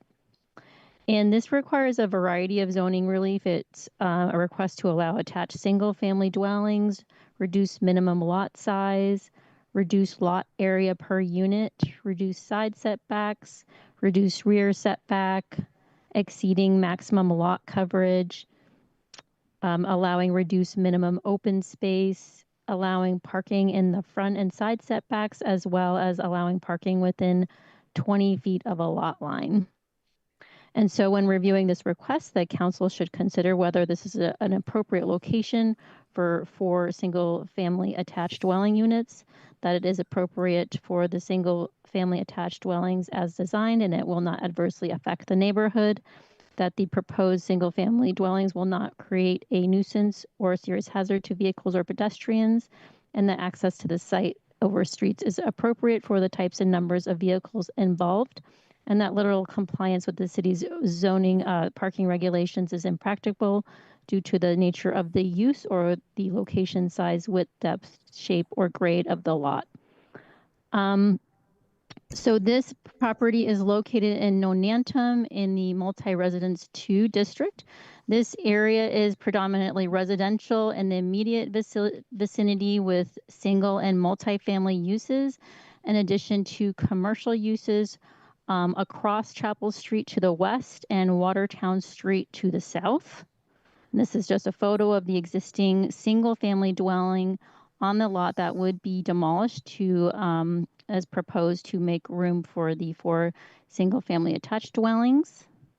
And then this just to summarize the planning analysis in the memo, that the amount of relief required for dimensional and parking relief suggests that the overall building footprint may need to be further reduced, or that 3 rather than 4 units may more comfortably fit in this location, and that there is a significant amount of paving in the front of the dwellings, which is inconsistent with most of the homes on Dalby Street, and that in particular the front parking space in the front of the unit of building 2 is very constrained, requiring many maneuvers for a car to park there, and that the proposed height is very close to the maximum height allowed for the district, and that we recommend that the overall height is reduced to ensure compliance when the new height ordinance comes into effect January 1st.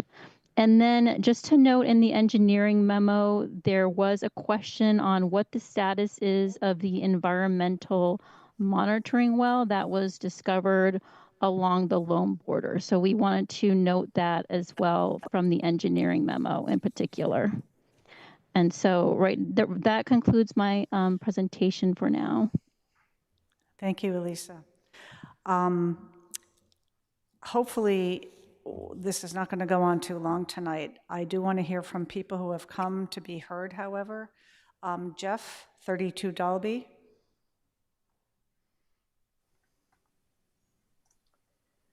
Yes, can everyone hear me? Yes, could you just give us your name and address? I think we know your address. Yeah, perfect. My name is Jeff Bradley. I live at 32 Dalby Street. Planning department's sort of last slide there kind of summed up some of my concerns. I think one that I didn't mention is that this street has lost a significant amount of its tree canopy over the years. And I know they have a tree replacement plan. I just want to make sure that the council thinks that it's adequate based on the ordinance that you guys signed back in March, because there are significant trees on this property. So that's my question or comment. And the planning last slide there sort of summed up my comments. Great. Thank you very much. I see 2 other hands up who are counselors, but not on the Land Use Committee. Pam, right? thank you. So just a couple things. The maximum lot coverage, you mentioned, oh, it was above 30 and went just under 30, but the requirement is 25%. So the lot coverage, you're 23% over. And also the minimum open space, you're not meeting that. It's supposed to be 50% and you're at 43, which, you know, again, that's with trees and open space, and this area really needs it. Now, usually when houses have an issue, it's because of FAR, and FAR wasn't listed on here. I would be, and that's usually the gating factor on this, not the open space and max lot coverage. So I would expect that this FAR for this two buildings would be much greater than what is allowed by right if this was a two-family. It just seems this is just too big. I do like how you try to blend in with the neighborhood and the roof types and materials and things like that. That's great. But I think it's just too big for the site. Thank you. Thanks, Pam. Julia, you're the other member of the public, and then unless there are there any members of the public? Come to the microphone, please. Sorry, I didn't.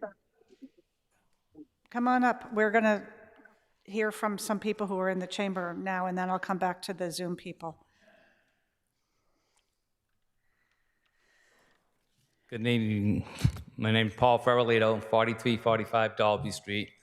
I'm a direct abutter, and I'm opposed to this project. I want to thank Scott. I've sent Scott a few emails, and I'm sure that he's forwarded them to the committee. And I'm not going to go over every item. I'll just highlight them. The first one is in regards to the deeded rights. I forwarded a deed that goes back over 100 years that shows this property is 13,290 square feet, but yet the developer is using 13,585 square feet in all their calculations. So I question that amount. The next thing is the existing tree canopy. Building number 1 is going to be 8 foot away, dead center of a 4-foot diameter oak tree that's on the property. The engineer's site drawing shows it on 59. That is not correct. I'm pretty sure that it's going to be detrimental to that tree, and it's a beautiful canopy. It's over 50 foot. The third is in regards to WSP has been investigating that site for years. It's a plume from 8090 Bridge Street.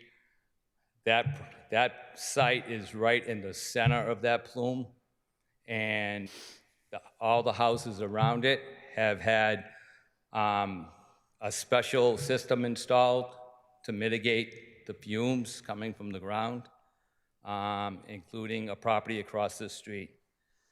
And then the fourth item is I know that a number of my neighbors have sent memos about parking. I have a pretty large driveway, and the neighbors across the street end up using my driveway to back out of their driveway to hopscotch their cars because there's not enough parking on the street, so they have to park their cars in tandem. And again, I'm opposed to this project, and thank you for taking the time to. Thank you very much, and for your patience sitting through till this late at night. Anybody else on the uncomfortable belt? Come on up.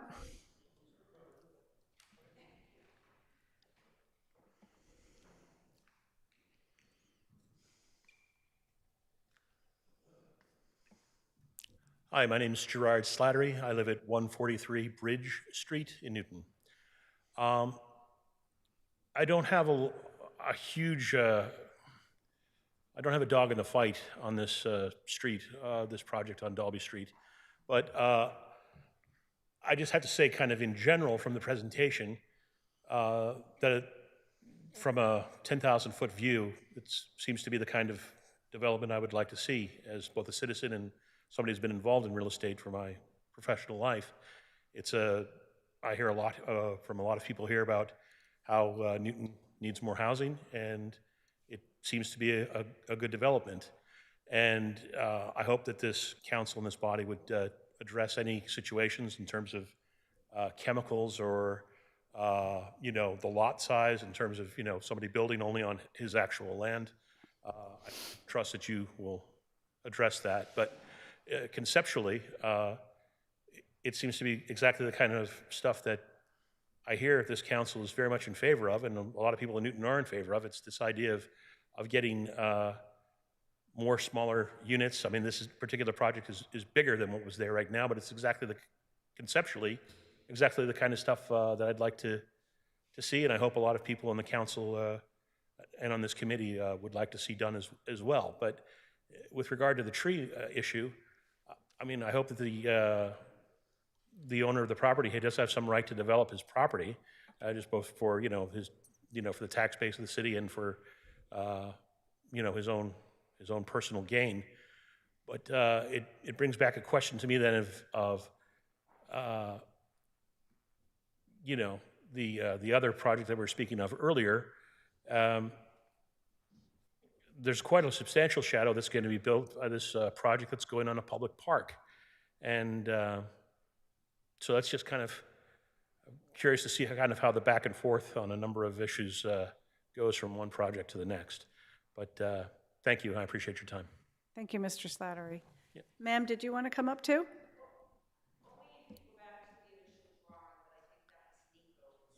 We can do that. Come to the microphone. We can pull up drawings.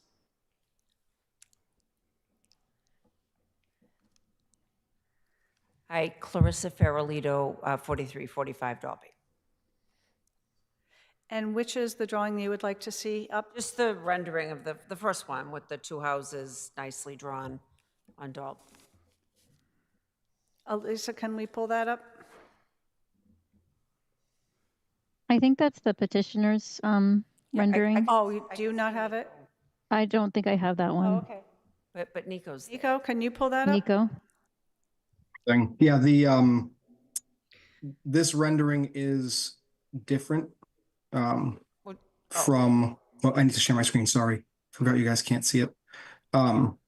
This rendering is different from what was originally presented at the first meeting. The first meeting was really to demonstrate the buildings themselves, and part of the neighborhood response was, please edit these renderings to show the context of the neighborhood, houses to the left and right across the street, and to show how close they were to the street. Hold off, Nico. Here we go. Clarissa. Sorry. No, it's just my 3 minutes are almost gone. What I was trying to say, and I can't really get up there, but sure, but like on the house, say the part that's jetting out on the left is, say, 8 feet wide, and then you go over, that space in between must be 8 to 10 feet. If you're coming out of a garage, and there's 4 garages, I think I remember from the original drawing, I don't know how you're gonna get out of a garage and turn there with a good sized car. I don't know how that's gonna happen. Looking at it the way it is. I think I know what you mean, at least what I was looking at, and I think the planning department highlighted it in one of their list of concerns, is that the getting in and out of some of the parking, the garage and the parking stall, for instance, that one on the right, I don't see at all how a car could get into that. Right, Is that in a what you're talking parking about? lot, you could probably back out, but if you're coming out of a garage and only have that much space, you're never gonna get out. So is this the right rendering that you wanted to look at and talk about? Nico, is this the right one then, or is this the old one? This is the new one, and if anyone would like to see it, I do have a traffic study that I could share as well. Oh, that was my next question. I was gonna ask for a traffic study. You did one? I'm not a traffic study, but a parking study rather, sorry. Oh, you did a parking study? Yes, to make sure that, these cars could maneuver in and out. But how does that work? Is that like a real study? I don't. Like a turning radius analysis, Nico, you mean? You have a plan that shows that a car could drive in that driveway and take a right and go in that garage? Yes, it's. And this is why uploaded to the- renderings are not accurate, because in that rendering, it didn't look possible. Maybe it's a little car. I mean, I used a Tesla Model S, which is actually longer than a Toyota Camry. And, you know, given the push for EVs, I figured it was the most appropriate. So there you can see every car entering their garage in the upper left. And then in the middle upper section, the entrance to all parking spaces. And then as you continue along, it's each individual car leaving their garage. So while they are not necessarily one swing motions, in what would be considered a full-size sedan, they are, you know, you can execute them with relative ease. And more importantly, no one is ever blocked in. So none of these spots are tandem. So anyone could come and go as they please. Unless someone has two cars, and then there's probably a problem. And that was, okay, so you did a real, I don't know what that is. I can gather what a traffic study is, but there is such a thing as a parking study.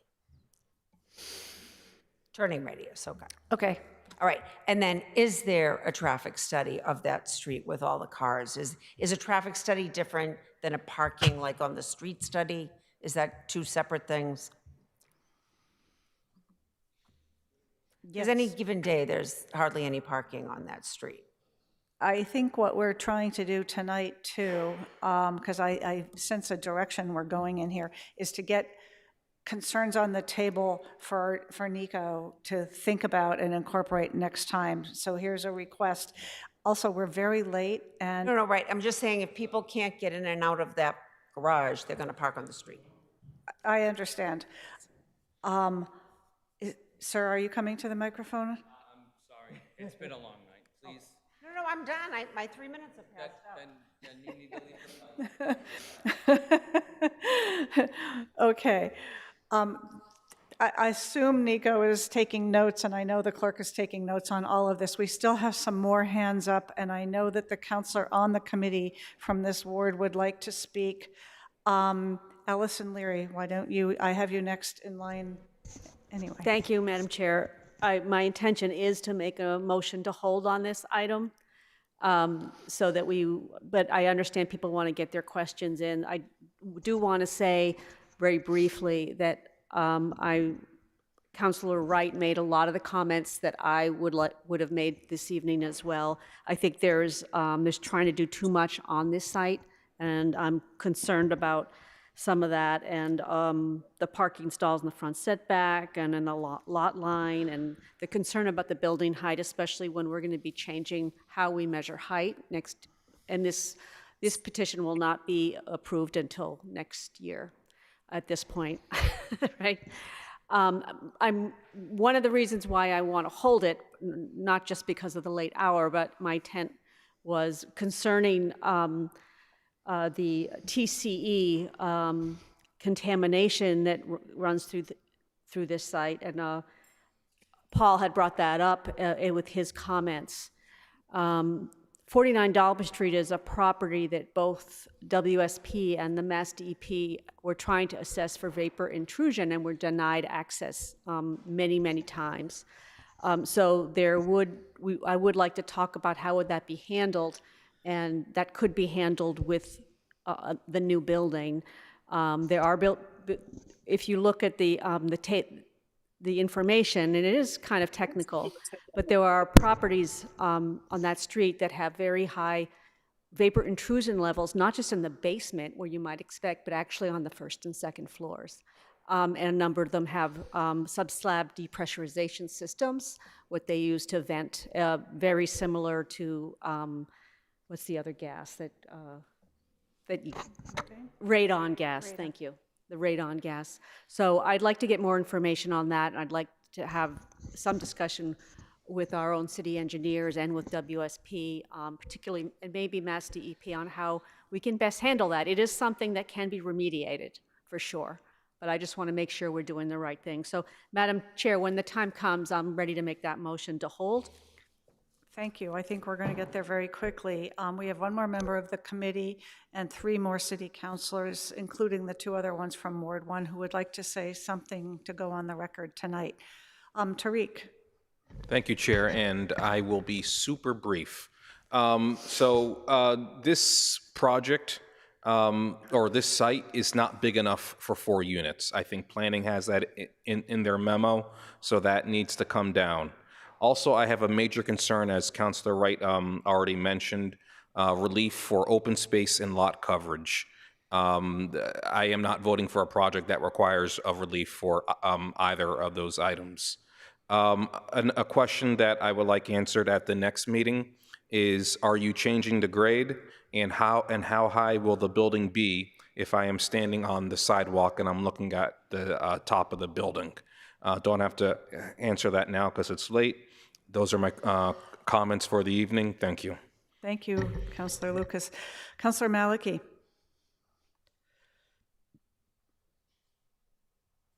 Thank you. I was at I believe it was the July community meeting in the Char Club. I hope I'm saying that right.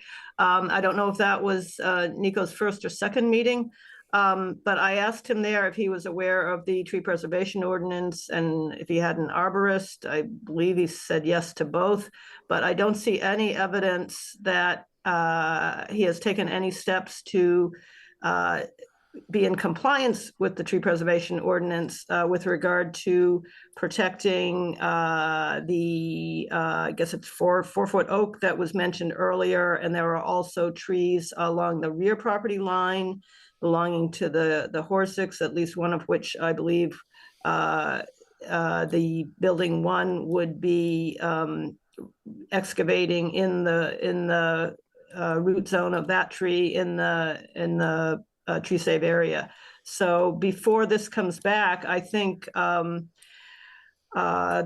the developer should, if he doesn't want to actually, pay the fee and apply for the tree preservation, apply for the tree permit, at least go through the forms and see how he would be in compliance.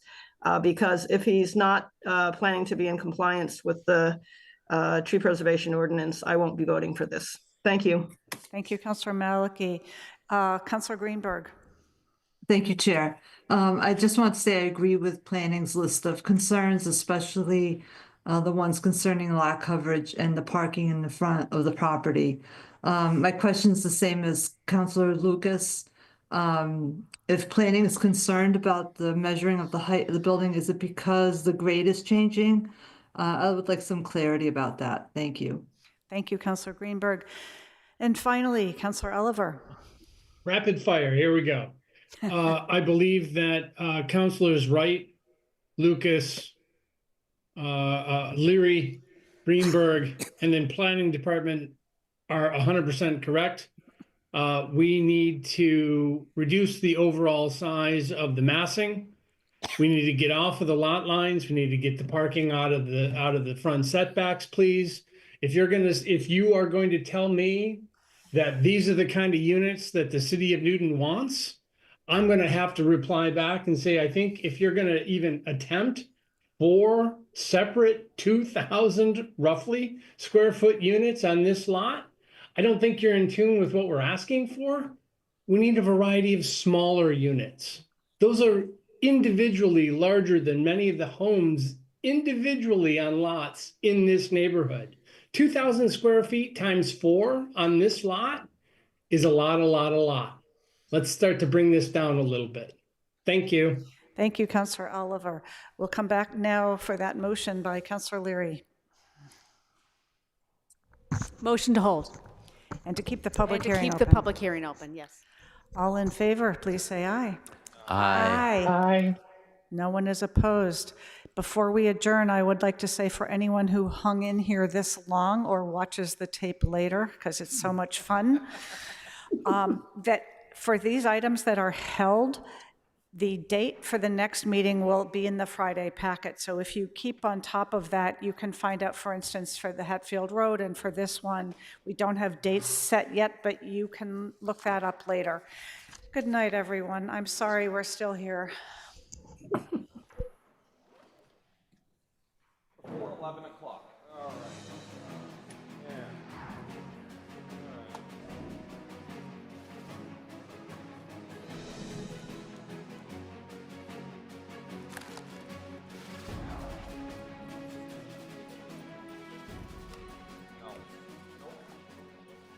Yes.